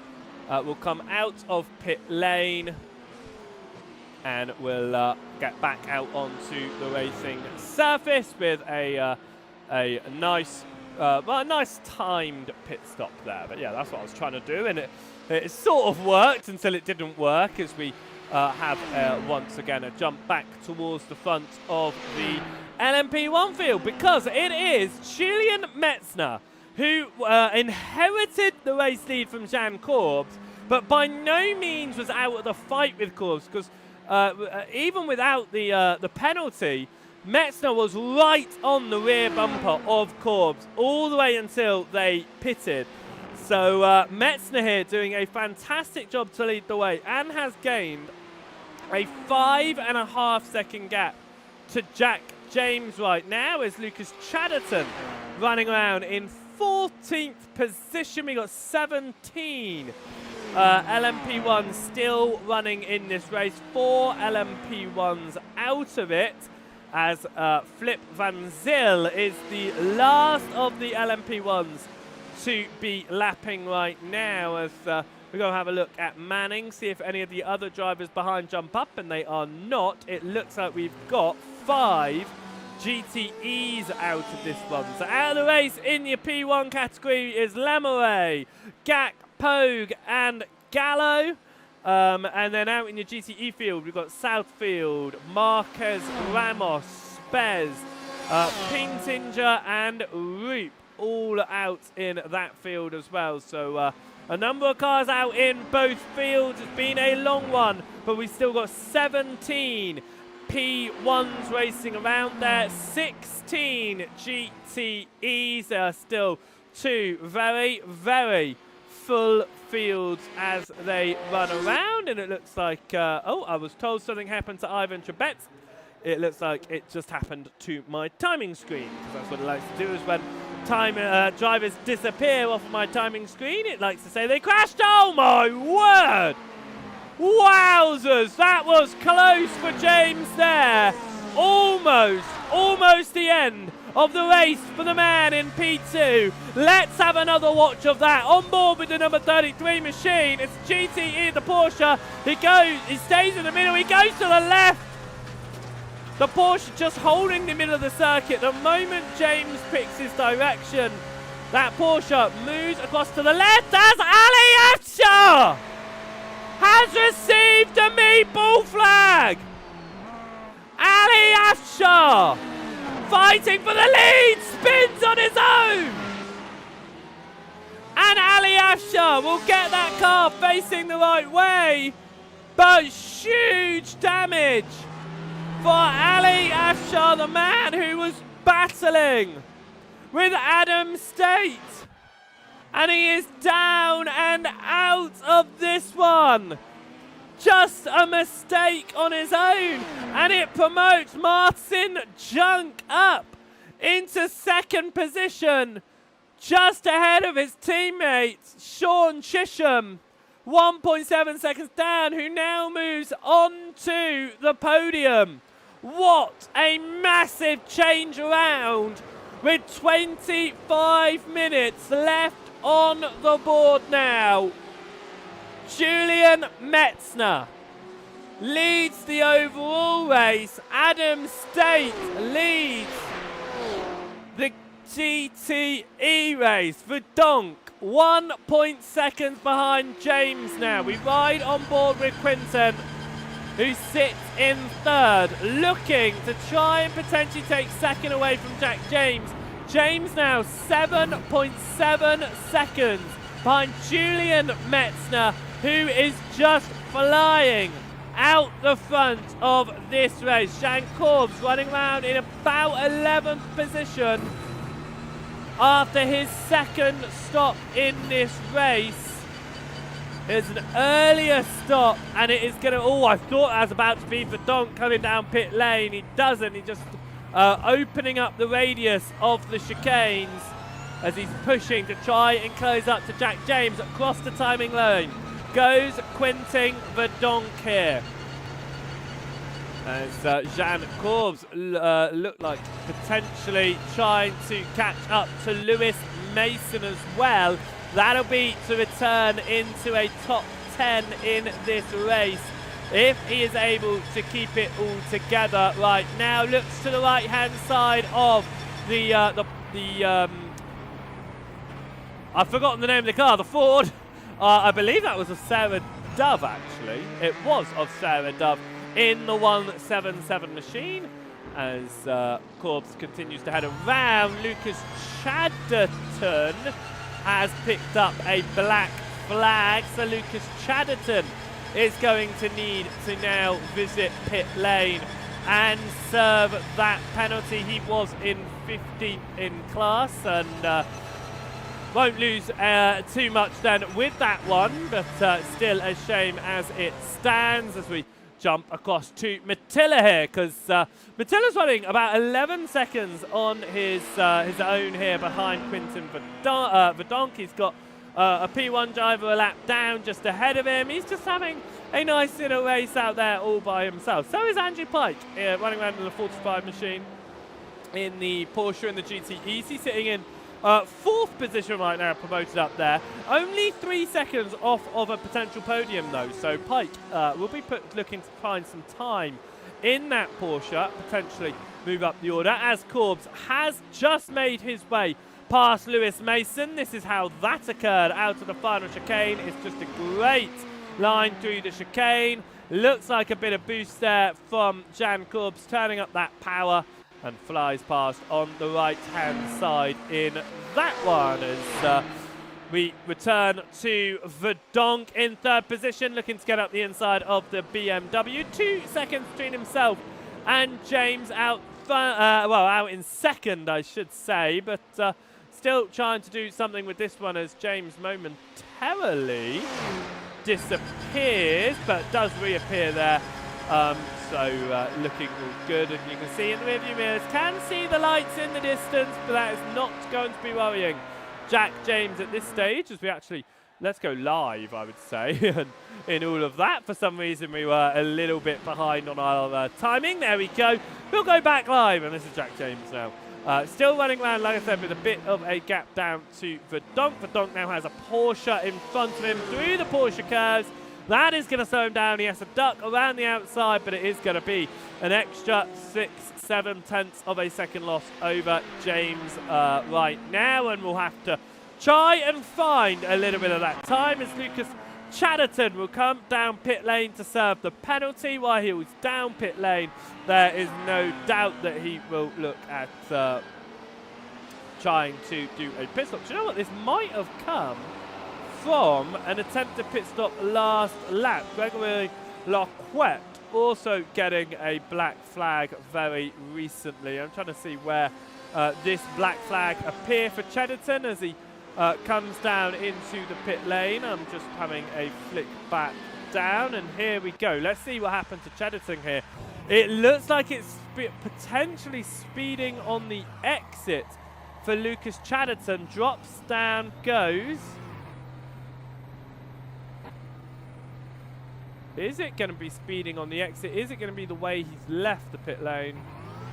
It looked like he came off the... Yeah, he came off the limiter just a fraction too soon. And that's what's caused him to go back down pit lane and have to serve that black flag, of which he has sat down, and it'll be a 40-second black flag. And away Lucas Chatterton goes. So after the pit stop as well, which means that he has to do an entire lap around, go back down pit lane again and try again. Jonas Webber has had to visit pit lane due to a meatball flag, looking now to get past Lewis Nason for 11th position. Does it just before the final chicanes, does that very nicely and moves up into 11th position as it stands. So something going well for Webber at that point, and we will see if we can have a look back and see what happened to Webber earlier in the race to cause that meatball flag, because it sort of almost came out of nowhere for us. See if we can find, actually, we see a meatball flag here. No, this is the one. No, for Jack Southfield, we aren't going to have that replay, unfortunately. I wanted to have that replay and see what happened there. We wouldn't be, or we aren't able to. Where else did this occur? As now it's doing lots of things that I don't want it to do, as it's trying to jump all the way back. I think it's actually just happened too long ago now that we're not able to watch what happened at that stage without the replay spooling on, of course. Just still flying through the list of things that happened, and let's see if we can catch what happened to Webber here. This was how Webber got his meatball flag. This was all the way back on lap number 8, so this was, what, 14 laps ago. But Webber was doing quite well towards the front of the field before this occurred. Oh, no, we won't. We'll just run back live with him, and we won't be able to see what happened there. Again, just a bit too far back, which is a shame. It really, really is a shame. Zarquette got a black flag. Oh, something's happened to Flip Van Zyl. What's happened to Flip Van Zyl very recently? Last lap, in fact. Something has happened to Flip Van Zyl. Is it a mistake on his own? Whoa! That was a big moment into the into the barrier. What happened there? Let's have another look at that one. Was it contact from behind? I think it might have been contact from behind for Flip Van Zyl. It was a big old whack on the rear, and Flip Van Zyl gets the meatball flag after slamming into the wall. That is a real shame for him. Gregory Larquette also picked up a black flag not too long before that. How did Marquette pick up that black flag? Larquette picked it up out on circuit, so maybe an instant limit here for Larquette in that black flag. As he comes through the first of the chicanes along the Mulsanne. Stays on track there. Where has this black flag been picked up? A potential slowdown, perhaps. It's not been served. It's not gone off the circuit, so that black flag's intriguing me. But he is staying to the left. I can't tell if he's running slowly or not because of the P1s around him. Is it going to be an off track up here? No, it looks really smooth, so I don't know why that's turned into a penalty, but it has turned into a penalty that has now been served as well. So at least that one's done and dusted, as I jump back to have a little look at Sean Chisholm, who has Saunder Blau all over the rear here. This is the fight for 7th in the GTE field. I've just looked back at the time, and do you know what? We've been talking about what's happened in the past for so long. But it's already down to 16 minutes to go here, which is crazy. We're heading up towards the final, like 5 laps or so. Black flag for Mark Murphy. Is that down pit lane? I think it is going to be a pit lane black flag once more. Moves to the right to come down pit lane, and is it going to be another not getting onto the limiter? No, on the limiter, but was too fast coming in. A big lock-up trying to get it slowed down in time, but a penalty for Mark Murphy speeding down pit lane. It is a very common penalty that we are seeing tonight, and it's one that drivers will be hoping that they don't repeat in the league races. This is just one-off races in these old LMP1s and GTEs. As we head through the final chicane, cylinder up Blau chasing down Sean Crisham here in a fight for what is a fight for 7th position right now. As that last lap, I think, is because Chisholm came out of pit lane, perhaps? Yes, that was Chisholm coming out of pit lane, which is why he's come out ahead of Sander Blau. Blau has done 5 laps on this stint. Chisholm has just completed his first. We should see Chisholm and Blau run to the end now, but you can see that gap increasing as Chisholm just dropping into the clutches of Blau due to the pit stop occurring. As we ride on board, what machine is Blau in? Because it sounds like a lawnmower. It's Sander Blau is in a Porsche. It does not sound great, I will admit. Now I'm not gonna lie and say I like the sound of that machine, because I do not. What I do like the sound of is a battle for 5th position potentially.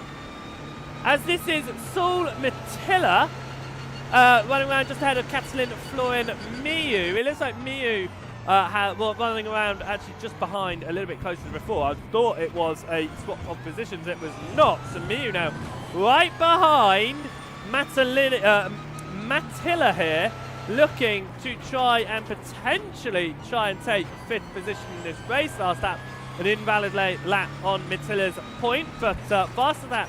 Mattila looking 0.8 of a second quicker. Mattila looking 0.8 of a second quicker than Miu. Miu looking to try and do something a little bit better here. Both of them are pitting at the end of last lap. So, lap before last actually. So one lap each of their stints. Tony Dibden is the only driver inside the top 5 now not to have put in a lap towards the end of this one. He's on 5 laps this stint though, but I do believe that Dibden, along with Cords, who's also 5 laps into his stint, will be able to go all the way to the end of this race now on this current strategy, which would give Dibden 4th position. He's 8.5 seconds back on Verdonk here, who's running around in 3rd position, but it's a nice 4th place running for Tony Dibden as it stands, as Smaggersdale here running around in 13th, as it looks like there may have been something going on with Mark Murphy. Trying to catch on what may have happened to Mark Murphy at this point. Has there been an issue, or has it just been a disconnect, potentially still not appearing on my timing screens here as Mark Murphy comes up towards the end of the Mulsanne. Where do things go? Whoa!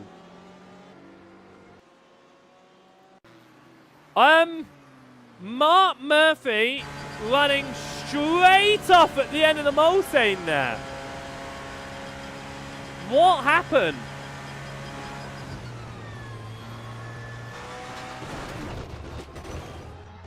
I don't know what happened there. There may be some sort of failure for Murphy, who will now be out of the race. But a potential failure for Murphy.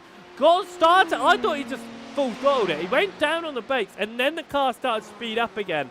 Not too sure what was going on there, but a huge accident for Mark Murphy will take him down and out of the race. 16 LMP1 still in this one. 14 GTEs, as it looks like Andrew Manning is the latest to retire from this one. Ali Afshar has also retired after issues earlier for him, all on his own, spinning around. We have got 10 minutes left to go in this race, and Catalin Florent-Mieux was on the rear end of Mattila, but not anymore. That gap has opened up as they've continued on through. Adam State continues to lead the GTE field now a lot more comfortably with Ali Afshar down and out of this race. It means that he has a lead of 50 seconds. Andrew Pike, we talked earlier about Pike moving up into a potential podium. He just keeps it all together. He has kept it all together. He is in third. He's 5.5 seconds behind Junk, but he is 6.5 seconds ahead of Monroe. So this podium could go Andrew Pike's way, which he'll be enjoying for sure. Jean Corbs is running around in 7th position right now, recovering from that stop and go penalty for speeding in pit lane that has caught out a number of drivers out there. He's 23 seconds back on Catalin Florent-Mieux, but Mieux is holding on to 6th place right now. Pushed it quite hard though, almost into the tyre barrier. Very lucky he didn't, but driver that we haven't really watched since we finished the first stints in the P1s due to Corbs' issue, Julian Metzner. He was on the rear end of Corbs through the first stint. He was right on his rear bumper going into the pit lane, and with the issues for Corbs, it meant that Metzner just benefited out there, but he hasn't just relaxed, he hasn't relented in any way. He has kept on pushing out at the front of this one, and Julian Metzner is 10 minutes away from winning the Christmas. Sorry, as I try to remember names of things off the top of my head as we have the Christmas event here. It's nice to see that Julian Metzner is only 8 minutes and 40 seconds away now from taking that position in this race and looking to try and win. And well, I say try and win, it's looking like it is going to be a nice dominant win here around the Aztec Racing throwback event of Le Mans as we get on to yet another new lap, and it's going to be the 26th lap of asking of the expected 29 in this race, which means we're looking at about 4 more laps of asking for Julian Metzner, who comes across the timing line once more. Blau has dropped off of Chisholm. It's about 2 seconds between them now, so we'll still be hoping to try and keep up with that. As Mew scrapes the wall there through the Porsche curves. He's still trying to keep up with Salt Mattila if possible, but Andrew Manning has just been disqualified from this race. I don't know if we're going to be able to see what has caused that instant limit to bring the disqualification. We are not going to be able to see the instant limit on that one, which is a shame, but it means that Manning will join the list of retirees out of this race, leaving 14 GTEs left in this one, 16 LMPs being followed at the rear by Flip Van Zyl, only a lap off of the leader here, and I think in an hour and a half of racing, that is not too bad going as the races stand, and that goes the same for the GTEs as well, with Lequette. Ooh, big old lock up there as we popped on board. Well, we had a look at the number 11 machine, but Lequette running around at the back of the GTE field, also less than a lap off of Adam State. So I think in an hour and a half of racing, the fact that those drivers haven't lost any more than 1 lap is quite something, as Mark Murphy starts to fall down the order, officially 17th position in the race, but out of course of this one. The GTEs should have enough time to get past potentially and not Mark Murphy down to the back of the field, but Mark Murphy at the moment holding 17th overall. Is James 5.2 seconds off of Metzner, but 5 seconds clear of Quinton Verdonk as well. Toby Dibden in 4th position, a further 6 seconds down at the moment, and Chisholm has fallen behind Blau here. What has happened in this one? It looks like there may have been some sort of issue for Chisholm, because that gap has been quite big as we ride on board. It is a slowdown. It's a slowdown for Chisholm, which has given Blau that overtake there. And now Chisholm is going to have to do something to get back through for 7th position as we ride on the much better sounding BMW. Towards the end of the Mulsanne here, 5 minutes to go in this race as we get heavy on the brakes now. Battle for 7th and 8th in the GTE class is the Porsche of Sander Blau, leading the BMW of Sean Chisholm. A P1 flies past. William Kurtler gets past Alexander Yoon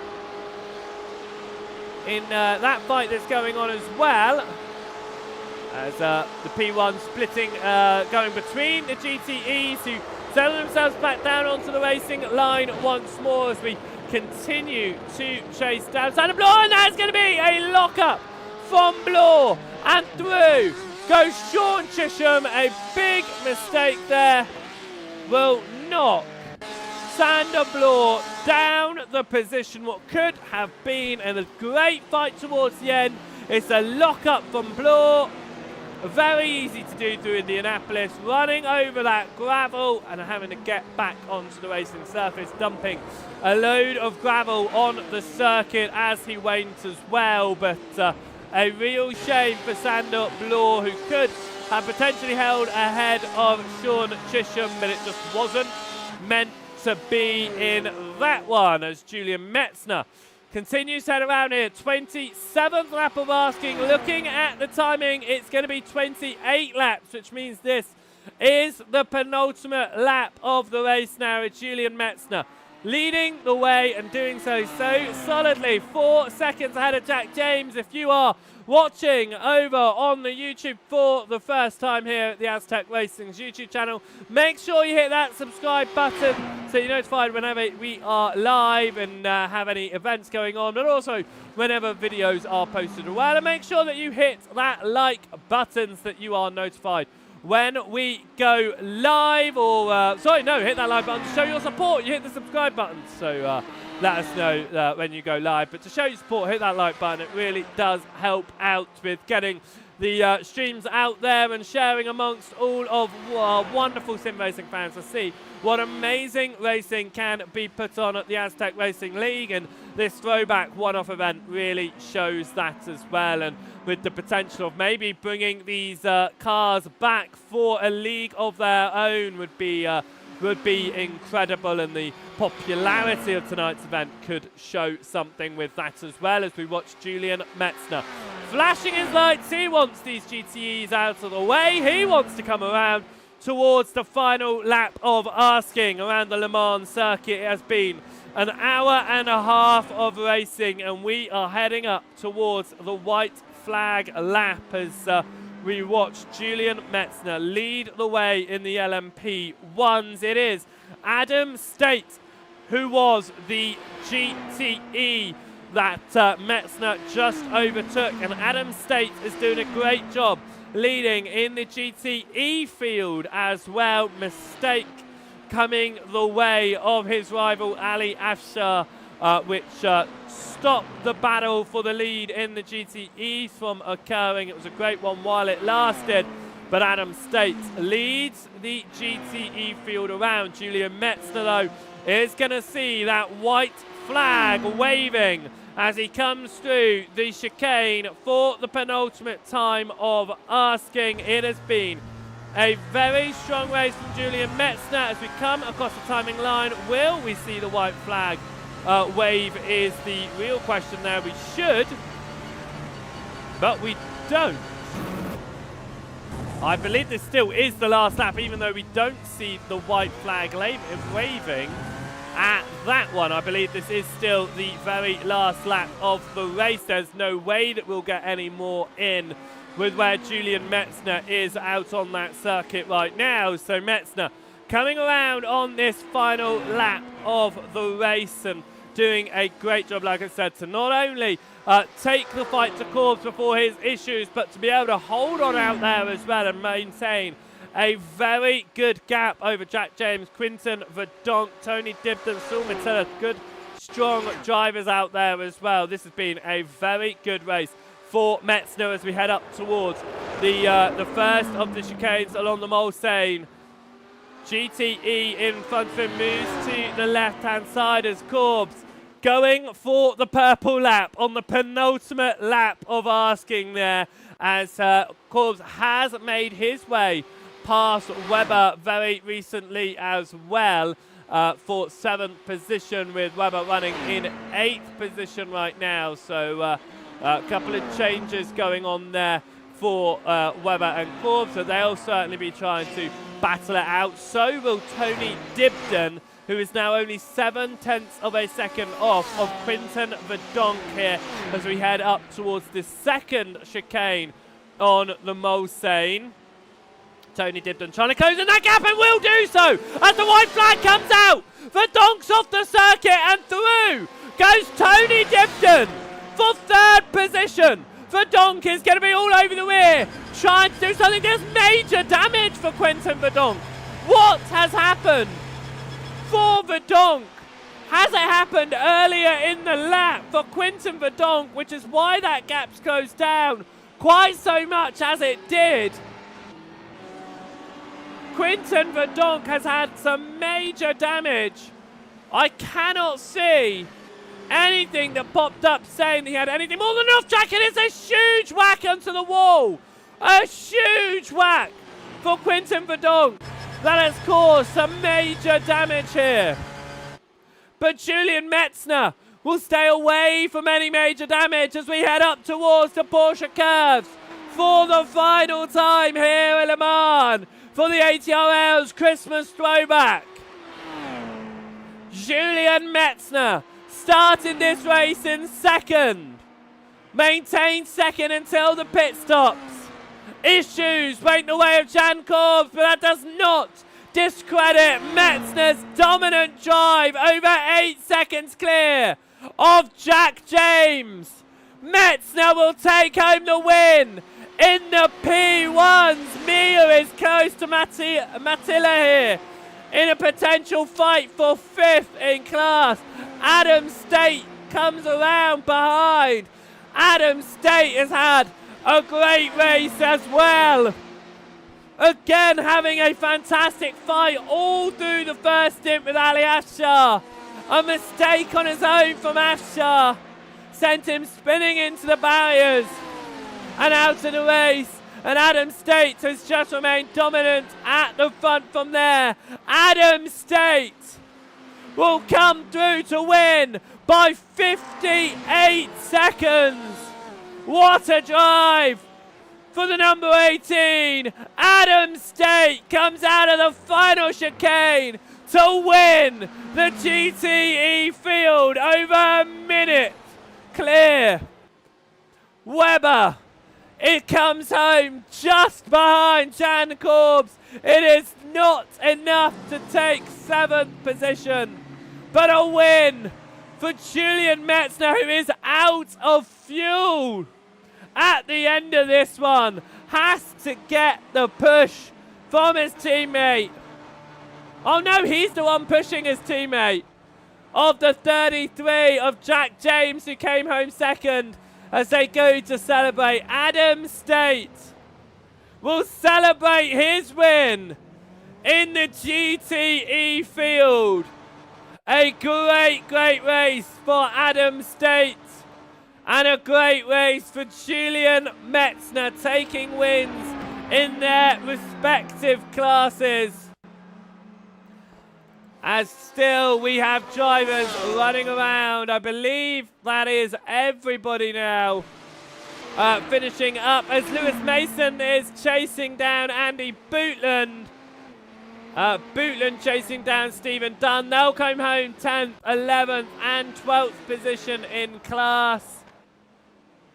As Adam State celebrates once more in this one, and a great race of asking in all of that. 90 minutes of racing come to a close here at Le Mans. It is won in the GTE field by Adam State. It is won in the LMP1 field by Julian Metzner. And with that all being said and done, it is time to have a look at the full race results here at the ATRL Christmas Le Mans Throwback.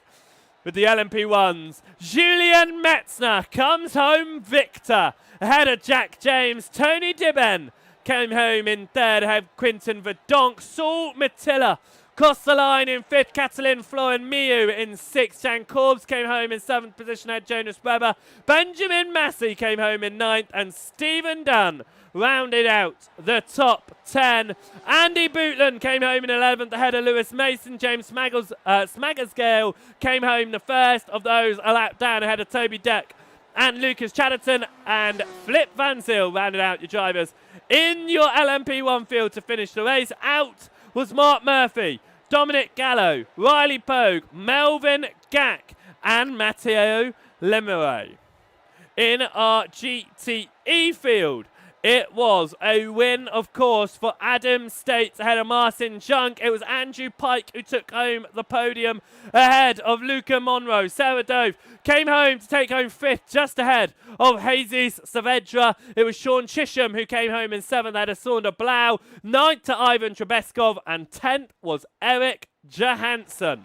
11th position was Artem Vasov, and the last driver on the lead lap of the GTE field, it was Alexander Yoon, a lap down, along with William Kurtler and Gregoire Lequette. Out of the race was Andrew Manning, the second, Ali Afshar, Gabriel Roop, Matthias Paintinger, Philip Spaz, Mauricio Marquez Ramos, and at the back, Jack Southfield. And then right at the beginning of the race, Aidan Coleman as well, retiring from that one. Didn't actually get started from Coleman in the GTE field. What a race that was on offer. An absolutely fantastic one for sure. And 90 minutes of racing action around Le Mans is always interesting, and it creates some absolutely brilliant racing. So I hope you have enjoyed that one. And we're done here for the night, but lots of interesting fights going on up and down the field. Some great moments throughout the race as well. It was incredible to watch from the commentary booth for the what is my first on not only the circuit, not only the cars, but on an endurance race as a whole with an hour and a half. It's taken that endurance vibe, pit stops involved in that one as well. It was great to have that whole other aspect included in this one, but that is the race is over. The race over and done with here tonight, and it means that we head towards Christmas now with a great race behind us. So I hope you do have a fantastic Christmas break, of course, celebrating whatever it is you're doing, getting down onto the tracks if you really want to, because well, you might want to in those in the iRacing surface. So it's been an absolute fantastic one, of course, as always. And if you want to get involved with this sort of stuff, these sort of races, then make sure you head across to the Aztec Racing Leads Discord channel as well. Make sure, as I said before, you are subscribing to the YouTube channel over here. We will have the extended highlights coming your way very, very shortly as well before the end of the year. So if you don't have time to sit and watch the whole 90 minutes, you'll be able to catch up with the highlights. They'll be up over on the Joseph Wright Broadcasting's YouTube channel, which you can find at Joseph Wright TV.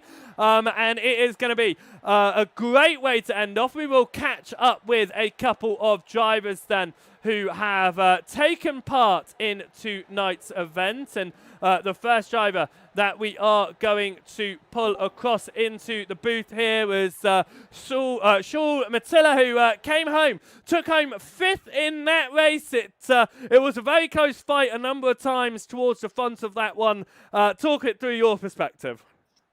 Well, obviously, I had that very scary incident at the very start of the race where I completely lost the rear on cold tires. That put me through the gravel trap, so that was a bit of a shake-up for the start of the race. But then just got into a good rhythm, matched the race pace with the others, fell a bit off in the second stint, and it was just a case of taking it home from there. Well, it was you had the first stint in particular, the front of the field. You were all very, very close together. You were working your way up there and coming home to finish in the top 5. There were a lot of penalties coming down pit lane, a lot of drivers speeding in pit lane. It caught out the race leader, of course. It promoted you up. Were you a bit worried coming to pit lane because of that? No, I actually wasn't sure what was going on around me. I was just focused on my own race, making sure I don't get any penalties myself, and that ended up working out quite well. I mean, that's exactly the way you should do it. Focus on your own race. And it meant that you came home in a 5th position very nicely. Indeed, you were able to keep Catalin behind you, of course, very close towards the last stage of that race. Were you, again, at that point, focusing on your own race, or were you looking a bit in your rearview mirror, seeing where Miyu might have gone? At the end of the race, when you have a car that close, you can't help but look a bit in the mirrors. But yeah, obviously just focusing on running my own race. My team had a few other entries there, so they were helping me out a bit with a bit of slipstream down the straight. So big thank you to specifically Toby there, who helped me out during the race. Created some allowed you to have some good battles, allowed you to move up the order. So a great race for you and a great race. Well done. Is it time to relax for the Christmas break, or are you going to be back on the rig before Christmas anyway? We'll see. Sim racing is a big passion of mine, so I think I'll be back as soon as tomorrow. It's lovely to hear that. Well done again on your result, and hopefully we'll be talking again in a league in the future. Yes, hopefully. Thank you very much, and Merry Christmas to you all. Merry Christmas to you as well. Thank you so much. That was Matilla there, coming home in 5th position in that one. We are going to pull across James Smagasgale in the next one. This is a driver who didn't have the race that he probably would have been hoping for, having to pit for repairs early on. Returning up to 13th position, though. Talk us through your race, James. Yeah. Not the ideal race for me, but I hanged with the leaders there for the last couple of laps, so I was able to at least prove my point that I can drive, at least when I want to. But yeah, no, I unfortunately spun out on my own. The one person I had behind me that I should be trusting in this race, the one teammate I have technically in LMP1s, was the one person I saw sort of jolt to the inside, and I kind of crapped myself in front of him, and then binned it on my own. But yeah, then I got taken out that same lap at the chicane. I haven't actually watched it back. I think the guy just binned it either coming in or just looped it through the chicane, and yeah, had unfortunately just ended up in my path. So yeah, came in with damage, had to tow as well, so lost another 30 seconds because of that, because my car literally wouldn't turn left, so I couldn't get it into the pit lane. And then yeah, drove around basically on my own, but it was good fun anyway. These cars are good fun to drive, and obviously this track as well is just brilliant. It certainly is a great combination, really is a throwback to a time in which I love to watch Le Mans. And there were a lot of drivers having issues coming down into pit lane with getting their pit limiters on and getting themselves slowed down. Were you worried at any point about speeding in pit lane? Because I think we saw about 4 or 5 penalties because of that. Oh, really? I didn't know that. Yeah, no, I didn't myself. However, yeah, I wasn't quite sure. I'd done one pit lane entry practice and it was a bit iffy, so I wasn't fully sure on how late you can brake.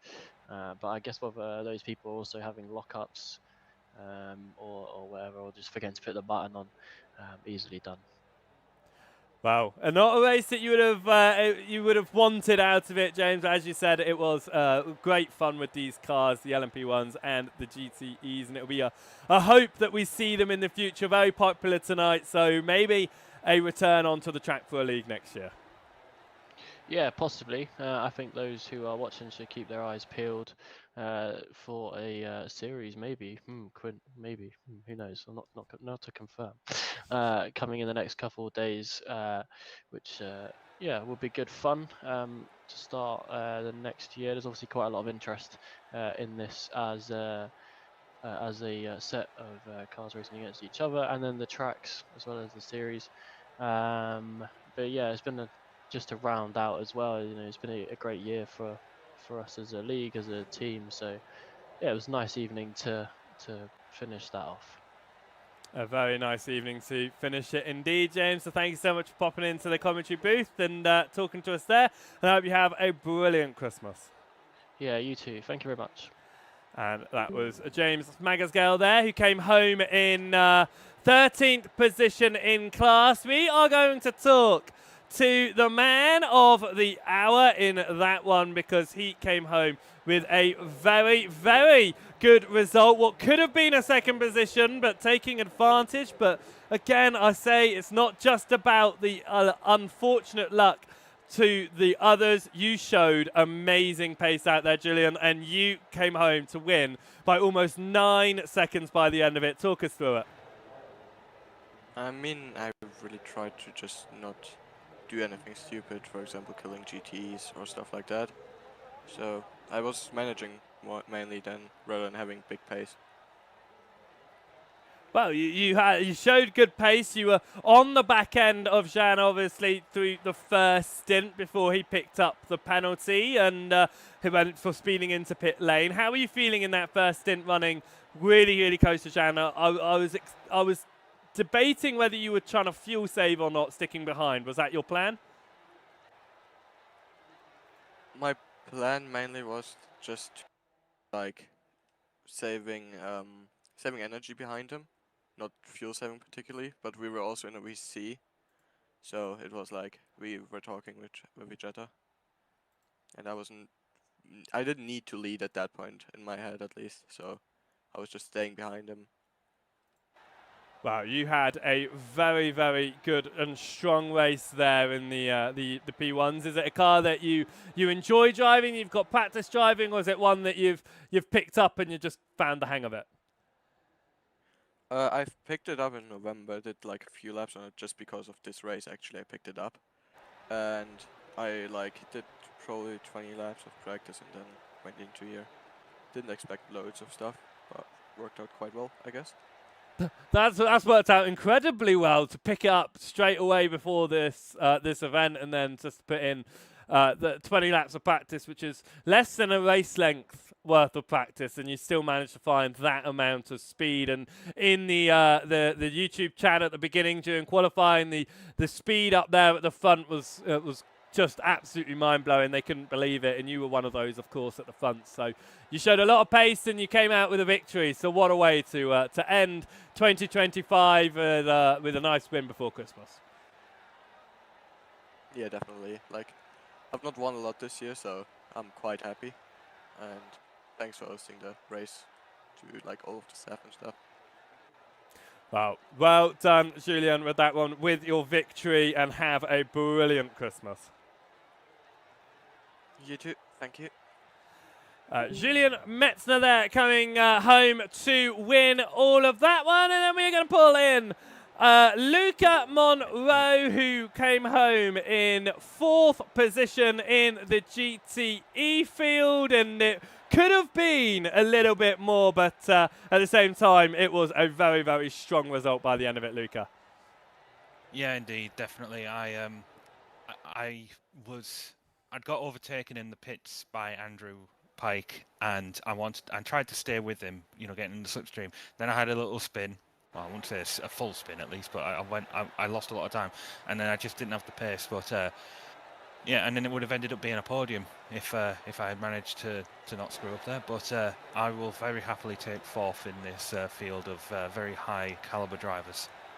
Very high caliber drivers, a lot of cars going out as well, so making to the end of this 90-minute race was a feat in itself. As you say, you were in the opportunity for a podium at that point that it came to you. What were you thinking? Because it was obviously a battle at the front that ended up going the wrong way for Afshar. So when you were suddenly in that opportunity, what were you thinking? Well, I was just kind of trying to get through it. The way that these GTE cars need to be driven is unlike anything I've really ever driven on iRacing before. They are such a treat. I was saying in the voice chat that I rue the fact that I didn't sign up to iRacing sooner because I missed the point in which these GTE cars were like in endurance races, proper ones, you know, special events and all that. I joined iRacing despite the fact that I've been writing for Overtake GG since about middle of 2021.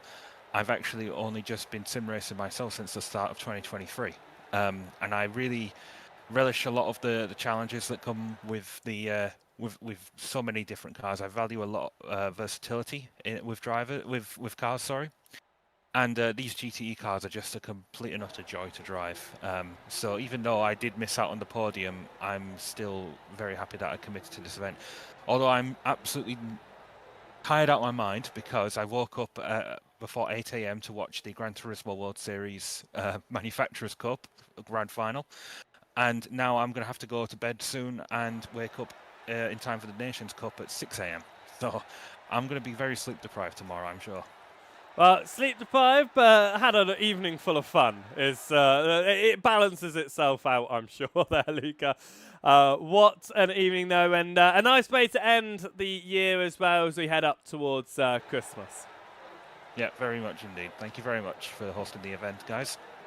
Indeed, very much, very good job, and have a great Christmas there, Luca. Thank you very much. You too. Luca Monroe coming home fourth. Could have taken that podium, but not quite close enough at the end of it. We will call it here then around the Le Mans circuit as we look at the beautiful Dunlop chicane. I hope you have enjoyed catching the broadcast for this one. As you heard, there could be some potential information about a possible league with these lovely machines going into 2026. So head across to the Aztec Racing Discord so you can find out a little bit more about that and get involved in all the other leagues that occur over there as well. Make sure you hit that subscribe button here on the YouTube channel so you're notified when we go live and videos are posted and all of that wonderful stuff. And make sure you hit the thumbs up button on the live stream today so you can show your support, and it really does help out with getting the channel known a little bit more around as well, and the videos promoted on YouTube. If you want to catch up with the extended highlights, they'll be out before the end of 2025 over on the Joseph Wright Broadcasting YouTube channel, which you can find at Joseph Wright TV.